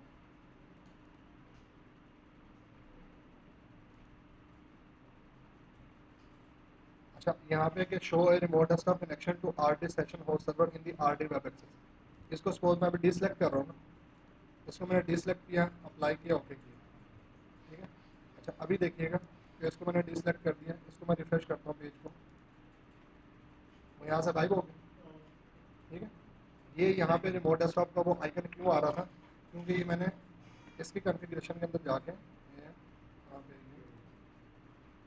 यहाँ show remote desktop connection to this RD session host server in the RD web access. अच्छा, इसका फ़ायदा क्या है? इसका फ़ायदा ये है कि मिसाल के तौर पर आपने वेब पेज को पब्लिश करना चाह रहे हैं, रिमोट डेस्कटॉप वेब ऐप के पेज को आपने पब्लिश करना चाह रहे हैं इंटरनेट के ऊपर, और आपने कुछ स्पेसिफिक स्नैपिंग्स आपने पब्लिश की हुई हैं। अब जो आपका एडी का एडमिन होगा, सिर्फ एडी के उस पर क्लिक करेगा, मैनेजमेंट कंसोल पर यूजर नेम पासवर्ड पूछेगा और डायरेक्ट आपके डोमेन कंट्रोलर तक पहुंचेगा। जो डीएनएस का एडमिन होगा और डीएनएस के स्नैपिंग पे क्लिक करेगा उसमें। इसके अलावा हो सकता है कि आप लोगों के इंफ्रास्ट्रक्चर का कोई एंटरप्राइज एडमिन भी हो जिसको मल्टीपल सर्वर्स एक्सेस करने हो, तो उसके लिए आप जो है रिमोट डेस्कटॉप का कनेक्शन भी वहाँ पे पब्लिश करवा दो कि वो किसी भी कंप्यूटर का आईपी एड्रेस देके या नाम देके उसको भी एक्सेस कर लें। ठीक है, अच्छा अब इसके अंदर एप्लीकेशन आपने ऐड कहाँ से करवानी है, रिमोट ऐप प्रोग्राम आपके यहाँ पे आने चाहिए। जो प्रोग्राम आपके यहाँ पे आ रहे होंगे वो प्रोग्राम जो है ना आपके वहाँ पे अवेलेबल होंगे। आप ऐड रिमोट ऐप प्रोग्राम पे आप क्लिक करोगे, ये राइट साइड पे आपके पास विजिट आ रहा है, दोबारा से देख लें। अगर ये टैब भी ना आ रहा हो तो परेशान होने की ज़रूरत नहीं है। आप लोगों के पास ऊपर मेन्यू बार के नीचे जो टूल बार है, शो हाइड एक्शन प्लान पे आप लोग क्लिक करोगे। ठीक है, और यहाँ पे ऐड रिमोट ऐप प्रोग्राम आप इस पर क्लिक करोगे। Welcome to remote app visit, ये आपका चला गया विजिट, आपने नेक्स्ट पे क्लिक किया। अब कौन कौन सा स्नैपिंग आप अवेलेबल करवाना चाह रहे हो, फॉर एग्जाम्पल मैंने कहा कि जी यहाँ से मैं जो है अवेलेबल करवाना चाह रहा हूँ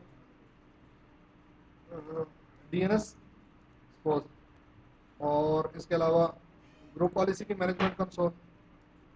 ठीक है, फिलहाल मैं सिर्फ ये दो चीज़ें सेलेक्ट कर रहा हूँ।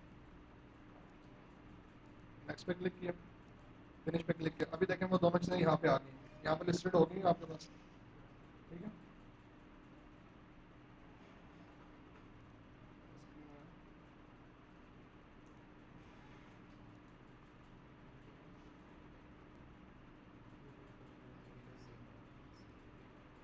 अच्छा दोबारा से देख लें, app add remove app program पे आप लोग क्लिक करोगे, नेक्स्ट पे क्लिक करोगे, कुछ चीज़ें तो यहाँ पे लिस्टेड आ रही हैं, अब कुछ चीज़ें यहाँ पे नहीं है। Active directory user and computer यहाँ पे नज़र नहीं आ रहा, उसको भी आप लोग पब्लिश करना चाह रहे हो, तो उसके लिए आप लोग क्या करोगे, ब्राउज पे क्लिक करोगे। अब आपको पता होना चाहिए कि एक्टिव डायरेक्टरी का स्नैपिंग कहाँ पे पड़ा होता है। वो बेसिकली आपके विंडोज़ एंटी के अंदर, सिस्टम 32 के अंदर आपका पड़ा होता है।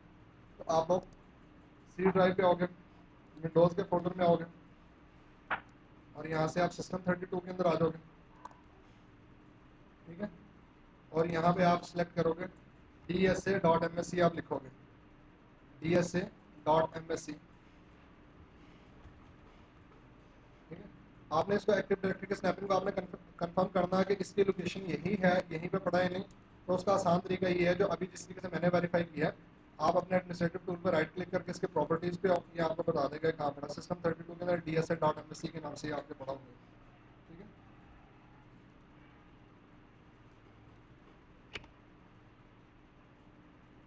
हम सिस्टम 32 के अंदर बैठे हुए हैं।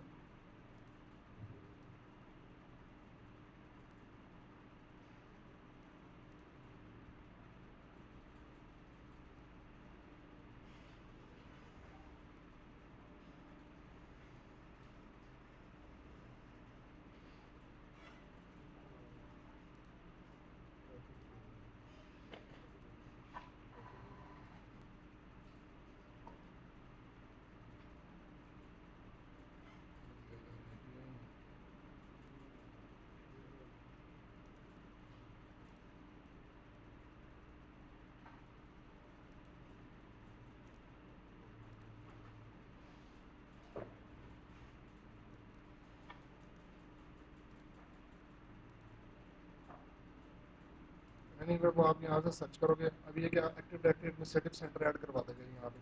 अच्छा, इसका नाम वगैरह अगर आप लोगों ने चेंज करना है प्रॉपर्टीज़ में, यहाँ पे इसका नाम आप चेंज करना है, DSA.exe की बजाय इसका नाम यहाँ पे आप चेंज करके कुछ और इसका नाम करते हैं AD एडमिन सेंटर।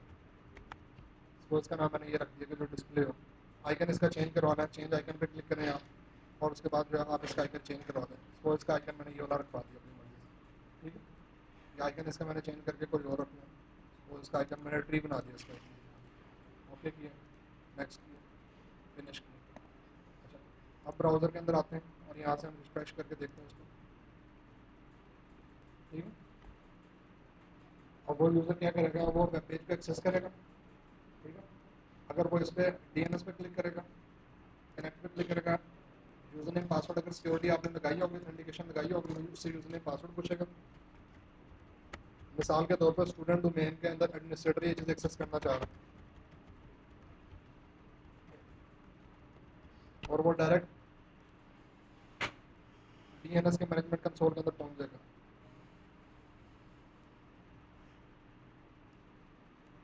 ये भी वेरीफाई कर रहा है, ये वेब के थ्रू उसको एक्सेस करवा रहा है।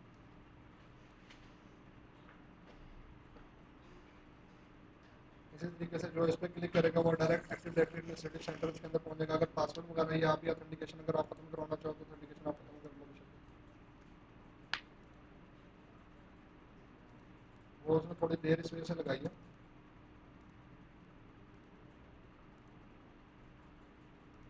कि उसके ऊपर जो है ना, हम लोगों ने की नहीं दी हुई है। हम लोगों ने क्या किया, उसको ये की जो है ना, ये CD की होती है, वो नहीं दी हुई। लाइक अगर एक्टिव डायरेक्टरी एडमिनिस्ट्रेटिव सेंटर कोई यूज़र खोलना चाहता है, वो इस पर क्लिक करेगा, कनेक्ट पे क्लिक करेगा, डायरेक्ट उसके सामने एक्टिव डायरेक्टरी एडमिनिस्ट्रेटिव सेंटर जो है खुल के आ जाएगा। ठीक है, ग्रुप पॉलिसी मैनेजमेंट कंसोल में जाना चाह रहा है, वो उस पर क्लिक करेगा।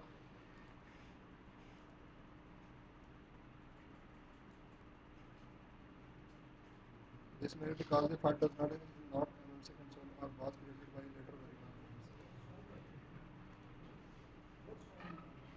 क्या हुआ? बहुत चीज़ें एक्टिव डायरेक्टरी 2003 के मुकाबले में 2004 कर रही है। ये ऑप्शन जो है ना सारी की सारी ये उसमें नहीं थी, 2003 के अंदर नहीं थी, लाइक ये वेब ऐप वगैरह इस तरह के जो है ना इतनी इतनी डिटेल के अंदर नहीं थी, लिमिटेड फंक्शनलिटीज़ के साथ थी। लाइक इसमें जिसमें इन्होंने सेशन होस्ट दे दिया हुआ है, सेशन ब्रोकर वगैरह दे दिया, ये ऑप्शन नहीं थी। और वैसे दूसरी बात ये है कि 2003 के अंदर तो ये इस नाम से था भी नहीं है। इवन 2008 में भी जब ये आया ना शुरू में तो टर्मिनल सर्विसेज के नाम से ही आया ये, 2008 R2 के अंदर जाकर माइक्रोसॉफ्ट ने इसको चेंज किया। ज़्यादा क्लियर? आज मैंने आपको क्या करके दिखाया, बेसिकली मैंने आपको रिमोट डेस्कटॉप के अंदर एक फंक्शनलिटी होती है वेब ऐप, यानी वेब ऐप का फीचर जो आपको मैंने वो यूज़ करना बताया कि वेब ऐप का फीचर जो है वो रिमोट डेस्कटॉप सर्विसेज के अंदर आप लोगों को कैसे यूज़ करना है। ज़्यादा क्लियर? अभी हम लोग देख लेते हैं अपने जो हमने IIS का रोल इंस्टॉल किया था उसके अंदर हम लोगों ने अपनी FTP साइट बनानी और एक हम लोगों ने वेबसाइट बनानी है। अब वेबसाइट को ये FTP साइट को हम लोगों ने लैन में एक्सेस करवाना तो किस तरीके से हम लोग एक्सेस करवाएंगे, या उसको अगर हम लोगों ने कन्फिगर करना तो कैसे कन्फिगर करेंगे। इसके लिए आप लोग एडमिनिस्ट्रेटिव टूल के अंदर आ जाओगे, इंटरनेट इंफॉर्मेशन सर्विस मैनेजर पे आप लोग आ जाओ।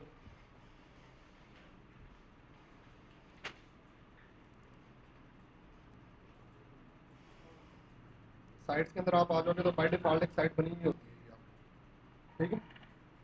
अब अपनी साइट के आप लोग कॉन्टेंट्स कहाँ पे रखवाना चाह रहे हो, ठीक है? मैं से है कि सी ड्राइव के ऊपर एक फोल्डर डालता हूँ वेब के नाम से, वेब के नाम से एक फोल्डर बना लिया और अपना वेब पेज मैंने इस फोल्डर के अंदर डाल दिया। अब मैं अपनी एक नई वेबसाइट में बनाना चाह रहा हूँ। नई वेबसाइट कहाँ से बनाऊंगा मैं, साइट के ऊपर राइट क्लिक करूंगा मैं और ऐड वेबसाइट पे क्लिक करूंगा। रिकॉर्डिंग हो रही है नहीं?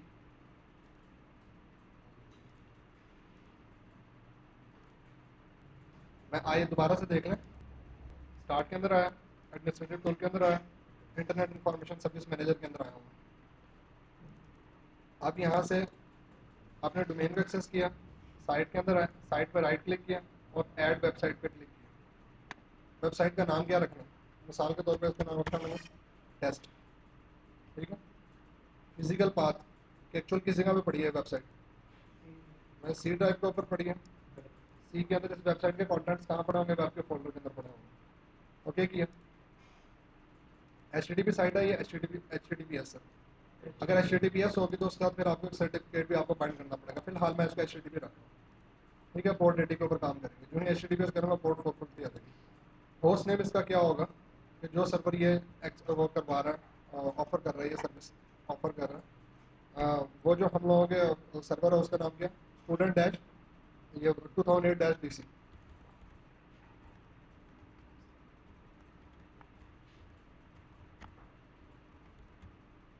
होस्ट एड्रेस मैंने इसका दिया 2008 -DC.student.com, जो डोमेन का नाम है वही नाम हम लोगों ने रखवाया इसको, और ये टेस्ट के नाम से एक वेबसाइट बनी है। सिर्फ एक वेबसाइट। अच्छा, अब आप क्या करोगे कि इस वेबसाइट को आप लोगों ने लैन के अंदर एक्सेस करवाना और उसका नाम भी मैंने वही रखा जो मेरे डोमेन का नाम है। एक मतलब पहले आप लोगों से डिस्कस हुआ था कि अब सिनेरियो कुछ इस तरह का है कि जो हमारी वेबसाइट है वो उसका वही नाम है जो हमारे डोमेन का नाम है, ठीक है। तो अब आप फॉरवर्ड लुकअप जोन के अंदर आओगे और उसके अंदर आके आप एक होस्ट रिकॉर्ड आप ऐड कर दोगे, ठीक है। होस्ट रिकॉर्ड आप लोगों ने किस नाम से बनाना है, आप www के नाम से, और आप IP एड्रेस इसका क्या है 192.168.0.1, ऐड होस्ट पे क्लिक किया, ठीक है, और एक होस्ट रिकॉर्ड होगा। सपोज मैं उसको टेस्ट के नाम से भी अगर एक्सेस करवाना चाह रहा हूँ तो यहाँ पर अगेन मैं न्यू होस्ट पे क्लिक किया और मैंने टेस्ट पे क्लिक किया। अब टेस्ट पॉइंट किसको कर रहा है, test.student.com। IP एड्रेस यहाँ पर मैं दे दूँगा 192.168.0.1, ऐड होस्ट पे क्लिक किया, दोनों नाम मैंने ऐड करवा दिया, टेस्ट भी ऐड करवा दिया और www भी ऐड करवा दिया। अच्छा, अभी ये जो वेबसाइट बनी है इस वेबसाइट को पहले यहाँ से चला के देख लेते हैं कि 2008-gc.student.com और HTTP ये चल भी रही है। आप यहाँ से ब्राउज पे क्लिक करें, ठीक है। इसको मैं बंद कर रहा हूँ जो पहले खुला हुआ,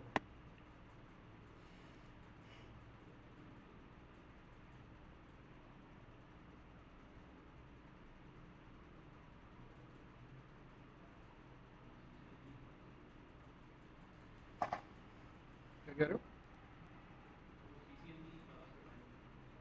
आप, जिसने क्लास पढ़नी है क्लास पढ़ ले, रिकॉर्डिंग हो रही है, मेरे को बाद में दे दीजिएगा इसकी रिकॉर्डिंग। आप लोगों में जो जाना चाहता है, अब मैं ये चाह रहा हूँ कि जब मैं उसको साइट को ब्राउज करूँ तो वो मेरे जो अभी मैंने HTML पेज बनाया था वो HTML पेज जो है एज ए डिफ़ॉल्ट डॉक्यूमेंट जो है यहाँ पे आ रहा हो, हम लोग उधर अपना वो वाला पेज जो है वो दिखाना चाह रहे हैं, डिस्प्ले करना चाह रहे हैं। आप इस पे आओगे और यहाँ से डिफ़ॉल्ट डॉक्यूमेंट पे आओगे। आप डिफ़ॉल्ट डॉक्यूमेंट में बाई डिफ़ॉल्ट ये यहाँ पे वो पेज वगैरह यहाँ पे आ रहे होते हैं। Default dot H T M, default dot A S P, index dot H T M, index dot H T M, इन नामों के अंदर से कोई सा उसका नाम हो जाए। नॉर्मली जो है ना नाम वो IAS को ये लेता है। मैं यहाँ से ऐड पे क्लिक करूँगा और जो हम लोगों का जो वेब पेज का नाम है, वेब पेज का नाम क्या था हमारे, टेस्ट था, test dot H T M L.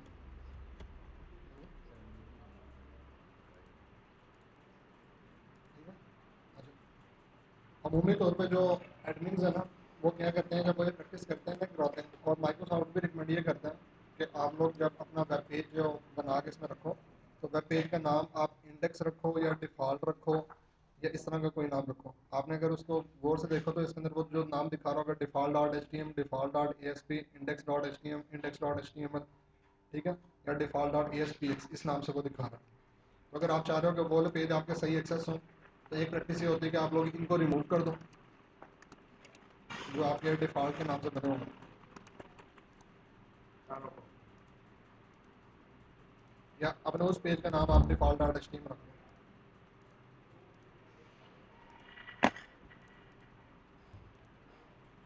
Review sorry, review करना।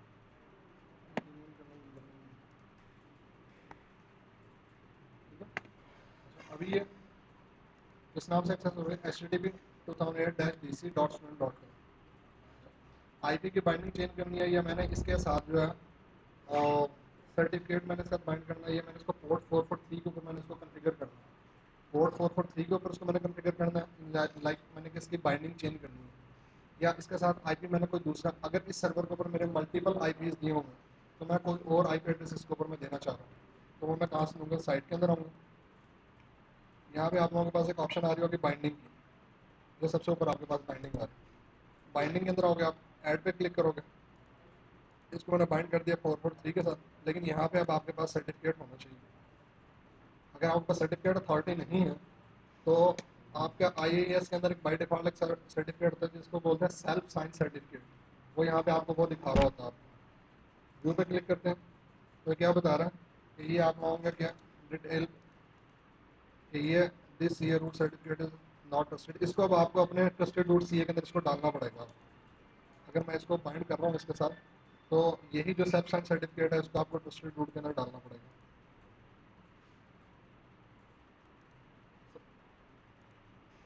जब तक मैं उसको डालूंगा नहीं तो ये एरर देता रहेगा।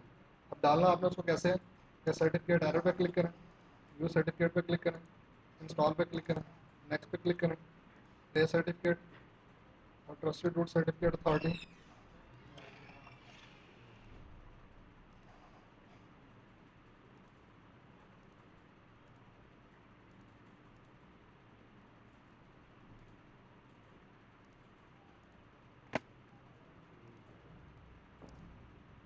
तो ये सारे जो सर्टिफिकेट एरर आपको देते हैं इसी तरीके से इसको किया जाता है। इसको सर्टिफिकेट एरर जो देते हैं जी जी नहीं, इस तरीके से नहीं किया जाता, ये कोई तरीका नहीं है, ये तो एक किस्म के जुगाड़ क्या नहीं या वर्क अराउंड क्या है। नहीं, मतलब इस तरीके से मतलब आप हमारे सर एमबीसी में जो है वो अभी सर्वर पे शिफ्ट हो गया एक्सचेंज सर्वर। जी जी तो उसमें जब हम सर इसको करते हैं सर मेल डॉट एनडीसी को, तो वो एक्चुअली मेल पे आ जाता है, लेकिन उसमें ये होता है कि नॉट रिकमेंडेड, और ये फिर हम फिर प्रोसीड है नहीं, या नॉट रिकमेंडेड वेबसाइट। आप इसी से बचना चाह रहे हो, इसका आसान तरीका ये होता है कि आप पब्लिक सर्टिफिकेट खरीद लें। आप वेरी साइन से, गोडेडी से, कोमोडो से आप पब्लिक सर्टिफिकेट लेके वो लगाना, उसके बाद आपको एरर नहीं आएगा आपको। वो तो सर नेटवर्क एडमिनिस्ट्रेटर करेगा था, सिस्टम एडमिनिस्ट्रेटर। हम क्या करेंगे सर, क्लाइंट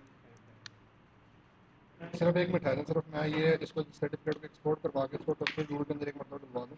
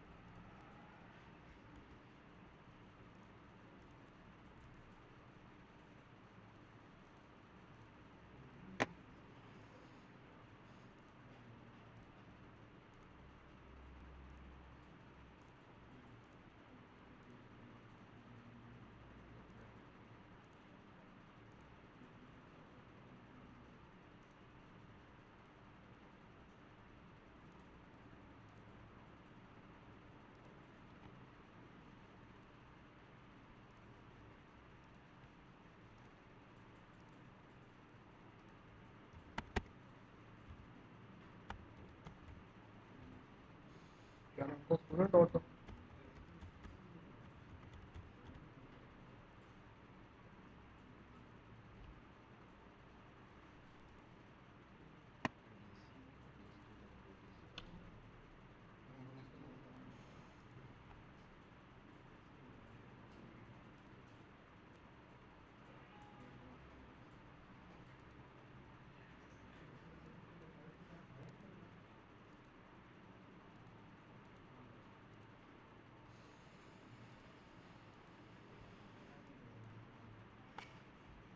इसका नाम चेंज करके मैं जो है ना test dot student dot com रखने लग रहा हूँ।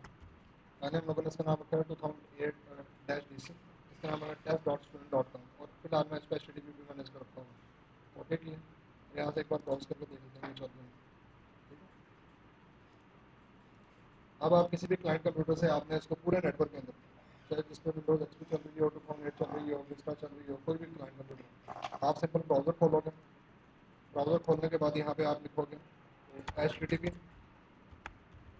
स्टूडेंट,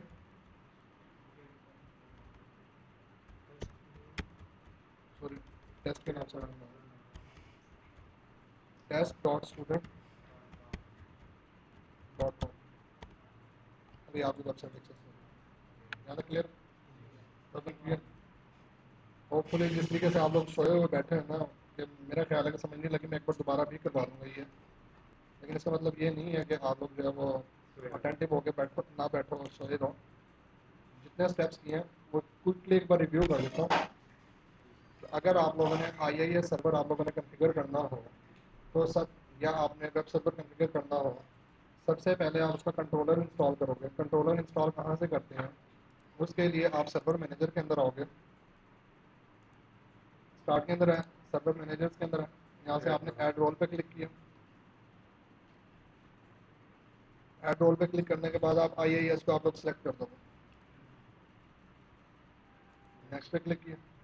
ठीक है, IIS को यहाँ से आपने वेब को सेलेक्ट किया, ओके ओके नेक्स्ट नेक्स्ट। ठीक है, अगर सर्वर आपको रिस्टार्ट के लिए कहे तो आपने रिस्टार्ट कर देना। अब आपने इसके अंदर नई वेबसाइट बनानी है, स्टार्ट एडमिनिस्ट्रेटिव टूल, और उसके बाद आप इंटरनेट इंफॉर्मेशन सर्विस मैनेजर, आप इस पे आ जाओगे। ठीक है, IIS के अंदर आ गए, आप साइट्स पे आ गए, साइट पे आपने राइट क्लिक किया, ऐड वेबसाइट पे क्लिक किया। वेबसाइट का क्या नाम रखना है? मैं तो उसका नाम टेस्ट रखना है, आप उसका नाम कोई भी रख सकते हो, उसका web dot student dot com भी रख सकते हो, कोई भी नाम रख सकते हो। फिजिकली किस जगह पे पड़ा है? मैंने सी के ऊपर एक फोल्डर बनाया था वेब के नाम से। ठीक है, मैं उस फोल्डर का पाथ दे दूँगा, वेब फोल्डर का पाथ मैंने दे दिया। HTTP बाइंड करना है, HTTPS पे बाइंड करना है। अगर मल्टीपल IP हो तो यहाँ से आपको एक स्पेसिफिक IP यहाँ बता दो। HTTPS के केस के अंदर पोर्ट खुद ब खुद चेंज कर लेगा। अगर आप कस्टमाइज करना चाह रहे हो पोर्ट, HTTP के पोर्ट 80 की बजाय 82 करना चाह रहे हो, जिस तरह अभी इसने क्वेश्चन पूछा था कि पोर्ट अगर चेंज करने हो तो कहाँ से करेंगे, यहाँ से आके हम उसके पोर्ट चेंज कर देंगे। जी जी, जिस सर्वर के ऊपर होस्ट हुई होगी। ठीक है, और उसके बाद जिस नाम से आपने उसको होस्ट करना हो यहाँ पे आप नाम देना। अब डिफ़ॉल्ट पेज आपने कैसे सेट करना? डिफ़ॉल्ट पेज सेट करने के लिए आप डिफ़ॉल्ट डॉक्यूमेंट पे आप आओगे। ठीक है, ऐड पे क्लिक करोगे और आप उसका नाम दे दोगे। बाय डिफ़ॉल्ट अमूमी तौर पर माइक्रोसॉफ्ट रिकमेंड करता है इंडेक्स डॉट HTML या डिफ़ॉल्ट डॉट HTML या डिफ़ॉल्ट डॉट EST, इस तरह के नाम हो रखते हैं। सर ये उस तरह नहीं होगा कि जो हमारा वेबसाइट का नाम है, जिस पेज को सेव किया हो, ये डिफ़ॉल्ट डॉक्यूमेंट का पेज उसी नेम से होगा? जी, जिस जहाँ पे जिस लोकेशन में वेबसाइट सेव की है test.html, तो ये जो पेज होगा ये भी उसी नाम से, बस सेम, दोनों का नेम सेम भी हो सकता है? हो सकता है, लेकिन करना चाहो कर सकते हैं, ना कर मेरे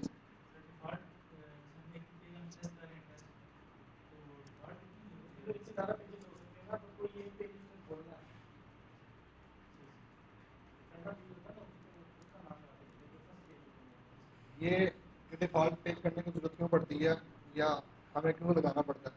अगर मिसाल के तौर पे आपके वेबसाइट के अंदर 10 पेज हैं, पहले पेज आपका होम पेज है, ये वेबसाइट खुलती है आपके ऑर्गेनाइजेशन इंट्रोडक्शन है। उसके बाद आप मिशन स्टेटमेंट पे क्लिक करते हो, मिशन स्टेटमेंट आ जाती है।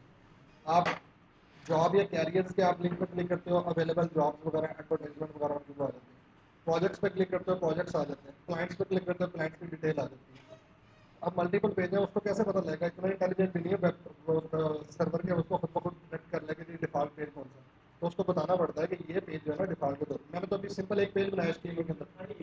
ठीक है, आप मल्टीपल पेजेस लगा के उसके ऊपर आप लिंक लगा दो। जैसे आप 2 पे क्लिक करोगे दूसरे लिंक पे चल लोगे, 3 पे क्लिक करोगे तीसरे लिंक पे चल लोगे, या यहीं पे अपने FTP का लिंक डाल दो, यहीं पे अपने मेल सर्वर का लिंक डाल दो। जल्दी से जो है ना मैं आप लोगों को FTP साइट भी बनाना बताता हूँ, 5 मिनट का काम है सिर्फ।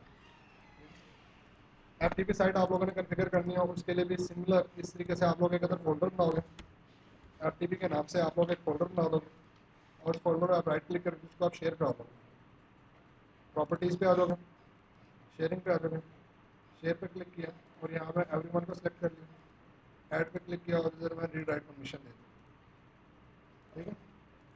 फोल्डर बना के उस फोल्डर को मैंने शेयर करवा दिया। अच्छा, अब मैं IIS को खोलूँगा, साइट पे है, राइट क्लिक किया और यहाँ पे ऐड FTP साइट, यहाँ पे क्या करेंगे हम लोग, add FTP site. FTP site का नाम क्या रखना है, फॉर एग्जाम्पल इसका नाम मैंने FTP रख दिया, कोई ज़रूरी नहीं है कि आप इस नाम से रखें, कोई भी नाम, ठीक है। FTP कर लें, टेस्ट 1 कर लें, टेस्ट 2 कर लें, कुछ भी नाम कर लें।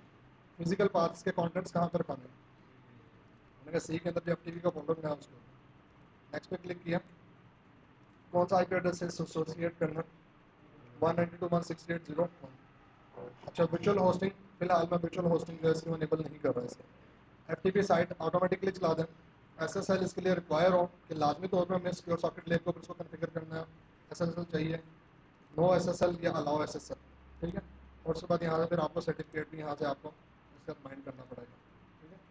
अच्छा, ये देखें पहले जो है ना, जब हम सर्टिफिकेट पर हमने क्लिक किया था तो क्रॉस का निशान आ रहा था, वो क्रॉस का निशान नहीं दे रहा क्योंकि वो इसके अंदर इंस्टॉल कर लिया हुआ हम लोगों ने सर्टिफिकेट। नेक्स्ट पे क्लिक किया, अनोनिमस का मतलब है कोई भी आगे मुँह चुप के जो है ना वैसे ही FTP की चीज़ें अपलोड करना शुरू करता है, डाउनलोड करना शुरू करता है। अगर नहीं, अनोनिमस नहीं बल्कि बेसिक ऑथेंटिकेशन, यूज़र ने पासवर्ड का प्रॉम्प्ट आएगा, यूज़र ने पासवर्ड जो है वो आप एंटर करोगे तो देन उसके बाद आप खोल सकोगे जो भी FTP साइट पे एक्सेस करेगा।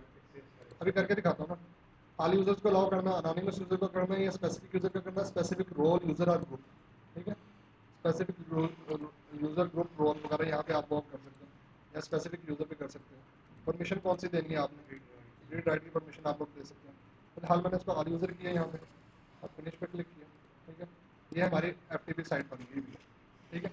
अच्छा, अब FTP साइट के अंदर जल्दी से आपको बताता हूँ कि इसके अंदर आपने जिस तरह राइट क्लिक करके वहाँ से ऑथेंटिकेशन की थी ना, वो ऑथेंटिकेशन आपने चेंज करनी है, अनोनिमस ऑथेंटिकेशन करनी है, ये बेसिक भी आपने खत्म करनी है। आप इस पर डबल क्लिक करें, यहाँ से आप जो भी ऑथेंटिकेशन लेवल डिसेबल करना चाहते हैं वो आप लोग ऑथेंटिकेशन यहाँ से चेंज कर लेंगे, ठीक है। ऑथराइजेशन रूल कि किस किस को अलाउ करना, allow all user, allow anonymous user या स्पेसिफिक यूज़र, ठीक है। अनोनिमस यूज़र कोई भी आके कर ले, ऑल यूज़र सारे user, specific role user group, ठीक है। यहाँ पे आप जो है उनका रोल सेलेक्ट कर दो, एडमिन है या गेस्ट है, ठीक है, या यूज़र 1 है यूज़र 2। ये सारे आप करते थे, आप ये अलग अलग। अच्छा, और अगर मिसाल के तौर पे कोई कल्पलेट है आप लोगों का जो उल्टे सीधे काम करता रहता है, स्क्रिप्ट जनरेट करवाता है, लोगों के पासवर्ड हैक करने की कोशिश करता है, ये वो एक ऐसा यूज़र आप जब तक उसको FTP की एक्सेस नहीं देंगे तो आप ऐड डिनाई रूल पे क्लिक करोगे, ठीक है, और यहाँ पे उस यूज़र का नाम आप दे दोगे, वो यूज़र यहाँ पे ब्लॉक हो जाएगा, वो आपकी FTP साइट पे एक्सेस नहीं कर सकते। यहाँ पे आप अलाउ का रूल भी लगा सकते हो और यहाँ पे आप डिनाई का रूल भी लगा सकते हो। अब इसका आपने SSL की सेटिंग आपने करनी है, डबल क्लिक करेंगे, allow SSL connection, require SSL, ठीक है। SSL की आपने जो भी सेटिंग करनी है, सर्टिफिकेट चेंज करना है आपने, यहाँ से आप लोग सर्टिफिकेट वगैरह चेंज करोगे और जो भी आपने सेटिंग करनी है। SSL stand for secure socket layer, कि हम लोग चाह रहे हैं कि हमारी जो वेब की ट्रैफिक है या FTP की ट्रैफिक है ये पोर्ट डिफॉल्ट पोर्ट की बजाय जो है आप लोगों के सिक्योर पोर्ट के ऊपर 443 के ऊपर हम लोग उसको कॉन्फ़िगर करना चाह रहे हैं। और सर्टिफिकेट अगर होगा तो देन उसके बाद वो चीज़ें वो रिसोर्सेज एक्सेस होंगी, अगर नहीं होगा यानी कि आप लोग कह लेंगे सिक्योर सॉकेट लेयर के ऊपर आप लोगों की कम्युनिकेशन होती है, अपनी कम्युनिकेशन को स्ट्रॉन्ग बनाने के लिए, सिक्योर बनाने के लिए हम लोग ये काम करते हैं। अदरवाइज अगर आप नॉन सिक्योर चलना चाहोगे, आप लोगों को बहुत ज़्यादा कोई कॉन्फिडेंशियल डेटा नहीं है तो फिर आप लोग इसको सिंपल पोर्ट के ऊपर भी आप कॉन्फ़िगर कर सकते हैं। ऐसा सर इनक्रिप्टेड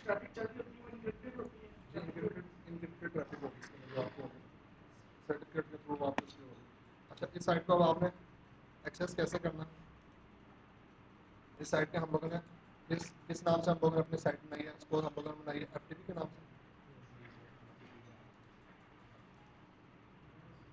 राइट क्लिक करके एक्सप्लोर योर ब्राउज़र,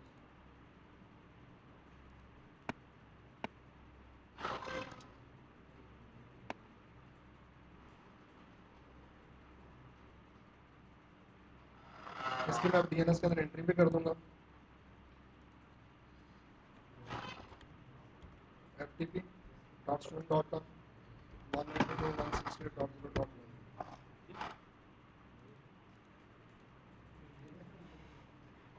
DNS के अंदर आपने इसकी एंट्री कर दी और अब यहाँ पे आ गया ftp.student.com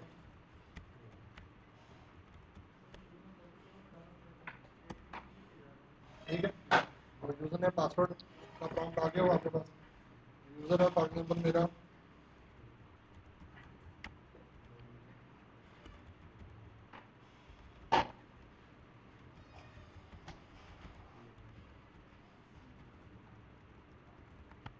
अगर मैं चाहूँ बार बार ना पूछे तो सेव भी करा, ये आपका रूट उसके वो आ गया होगा। अभी तक तो उनको फोल्डर वगैरह नहीं पड़ा होगा ना, उसमें कुछ कोई नहीं यूज़ करना। ठीक है जी जी, जो यूज़र एक्सेस करेगा, अभी मैंने आल यूज़र किया ना, आल यूज़र से मुराद है कि मेरे डोमेन यूज़र सारे के सारे वो एक्सेस कर सकते हैं। अगर मैं एनोनिमाइजर कर दूँगा, यहाँ पे एनोनिमस एक्सेस कर दूँगा, तो फिर ऐसे इशू भी पूछेगा। नॉर्मली जो है ना, एफटीपी के ऊपर डेटा अपलोड करने के लिए, डाउनलोड करने के लिए हम लोग एफटीपी क्लाइंट भी इंस्टॉल करते हैं। लाइक काजा के नाम से एक सॉफ्टवेयर है, या जो है फाइल मोजिला के नाम से एक सॉफ्टवेयर है। इस तरह के और बहुत सारे सॉफ्टवेयर हैं, वो हम लोग यूज़ करते हैं अपलोडिंग के लिए, डाउनलोडिंग के लिए।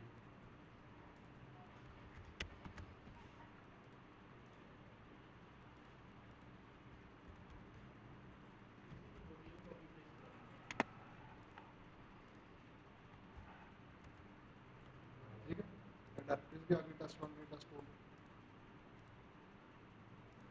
क्लियर है ना, तो कंफ्यूजन। जल्दी से एक बार दोबारा से मैं फिर बता रहा हूँ कि IIS सर्वर आप FTP साइट बनानी हो या वेबसाइट बनानी हो, सबसे पहले हम लोग IIS इंस्टॉल करेंगे। IIS का रोल इंस्टॉल करने के बाद हम लोगों ने डायरेक्टरीज बनानी है जहाँ पे अपनी वेबसाइट के या FTP साइट के हम लोगों ने कंटेंट्स जो हम लोगों ने रखना है। अगर FTP साइट बनानी है तो उस फोल्डर को हम लोग शेयर भी करेंगे और यूजर्स को रीड राइट जो भी एक्सेस परमिशन देंगे हम लोग को परमिशन देंगे। उसके बाद हम लोग IIS को खोलेंगे। IIS को खोलने के बाद साइट्स पे आके राइट क्लिक किया, ऐड वेबसाइट या ऐड FTP साइट, जो भी आपने बनानी है। जो साइट का आप लोगों ने नाम रखवाना और फिजिकल पाथ उसका, अगर FTP साइट होगी तो FTP के फोल्डर में, वेबसाइट होगी तो वेब के फोल्डर। अपनी आसानी के लिए कोई ज़रूरी नहीं है इसी नाम से बनाना, कोई इसके नाम से आप लोग बना सकते हैं। उसके बाद जब आप लोग फॉर एग्जाम्पल यहाँ पे 1 2 3 साइट का नाम दिया, इसके कॉन्टेंट्स कहाँ पर रखवाने, मैंने कहा जी सी ड्राइव के अंदर FTP के फोल्डर में इसके कॉन्टेंट्स रखवाने। अब अगर मल्टीपल IPs लगे हैं, किस IP के साथ उसको बाइंड करवाना चाह रहे हैं, कोई स्पेसिफिक IP यहाँ पे आप बता दोगे। SSL के ऊपर कॉन्फ़िगर करना है, नहीं करना, इसकी ज़रूरत है नहीं है, तो यहाँ से आप वो ऑप्शन सेलेक्ट कर लोगे, no SSL, allow SSL, require SSL। ठीक है, नेक्स्ट पे क्लिक किया। यूजर्स के एक्सेस का, प्रिविलेजेस का लेवल कितना, ऑथेंटिकेशन लेवल, सॉरी, क्या ऑथेंटिकेशन, क्या बेसिक ऑथेंटिकेशन या एनोनिमस, के कोई यूजर ने पासवर्ड नहीं पूछेगा तो एनोनिमस कर दूंगा। ठीक है, किस यूजर को एक्सेस करवाना है, ऑल यूजर की है, रीड की परमिशन देनी है या राइट की देनी है। रीड करेंगे सिर्फ डाउनलोड कर सकता है वो, ठीक है, पढ़ सकता है इन्फॉर्मेशन। अगर राइट की परमिशन दूंगा तो वो डाउनलोड भी कर सकता है, अपलोड भी कर सकता है डेटा। फिनिश पे क्लिक किया। ठीक है, और अगर आपके मल्टीपल साइट्स होंगे तो आपके देखें, अभी ये देखें, ये साइट आपकी स्टॉप हुई है, इसको आपको जो है वो स्टार्ट करना पड़ेगा। अभी ये एक ये बनेंगे, एक ये बनेंगे, आप एक को स्टॉप करोगे या एक को आप जो है इसके अंदर वो कर दोगे, डिलीट कर दोगे आप। ठीक है, मैं तो अभी पहले आपको बना के दिखाऊंगा, और पहले हम लोगों को जो प्रॉब्लम आ रहा था वेबसाइट में, वो भी इस वजह से आता है कि ऑलरेडी हमारी वेबसाइट बनी हुई थी। बाई डिफ़ॉल्ट जो IIS वेबसाइट बनाता है वो डिफ़ॉल्ट वेबसाइट के नाम से बनाता है। हम लोगों ने लेटर ऑन इसके ऊपर रिमोट डेस्कटॉप वेब ऐप शुरू में कन्फिगर किया, उसने पोर्ट 80 को ऑक्यूपाई कर लिया था, जिसकी वजह से हमारा वेब पेज जो है एक्सेस नहीं हो पा रहा। सिंपल हम लोगों ने एक HTML पेज बनाया। HTML पेज बनाने के बाद आप लोग जब साइट पे आते हो तो यहाँ पे एक ऑप्शन होती है डिफ़ॉल्ट पेज की। ठीक है,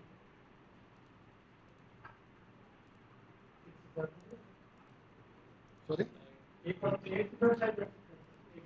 नहीं हो सकती है, लेकिन आपके कोड चेंज कर, आपके मुख्तलिफ नामों से होंगे और आप कोड चेंज करके मल्टीपल भी आप उसको प्रोपोज करना चाहते हो, उसको प्रोपोज कर सकते हो मल्टीपल।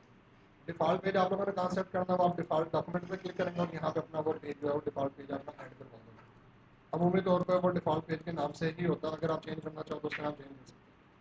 आपने बाइंडिंग उसकी चेंज करनी हो तो बाइंडिंग चेंज करने के लिए आप लोग जो है साइट के ऊपर आ गए, ये राइट साइड पे आप लोगों को बस बाइंडिंग आ रही है, यहाँ से 480 पे करना है या 482 पे करना है। ठीक है, 443 पे करना है, और इसका नाम आप लोगों ने चेंज करना है, तो आप एडिट करके यहाँ से इसका नाम चेंज कर सकते हैं। student.com करना है, abc.com करना है, xyz.com करना है, वो सारे नाम आप लोग यहाँ से।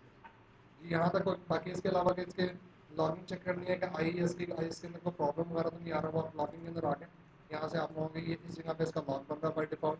ये विंडोज़ के अंदर इनपब लॉग फाइल के नाम से लॉग फाइल बनाता है, जहाँ से आप आईएस के जितने प्रॉब्लम वगैरह एरर्स वगैरह इस साइट से रिलेटेड वो सारे वहाँ पे लॉग करता जाएगा, वहाँ पे आपको दिखाता जाएगा।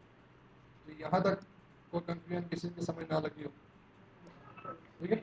इसकी एक बार खुद से प्रैक्टिस करके देखें, होपफुली हो जाएगा इंशाल्लाह। आप लोगों को कोई इतनी मुश्किल चीज़ नहीं है, ठीक है। आप लोगों की टीम लेवल जो है यूजर लेवल पे इसमें कोटा रख सकता है कि हम लिमिट कर दें यूजर्स को कितनी अप्रोच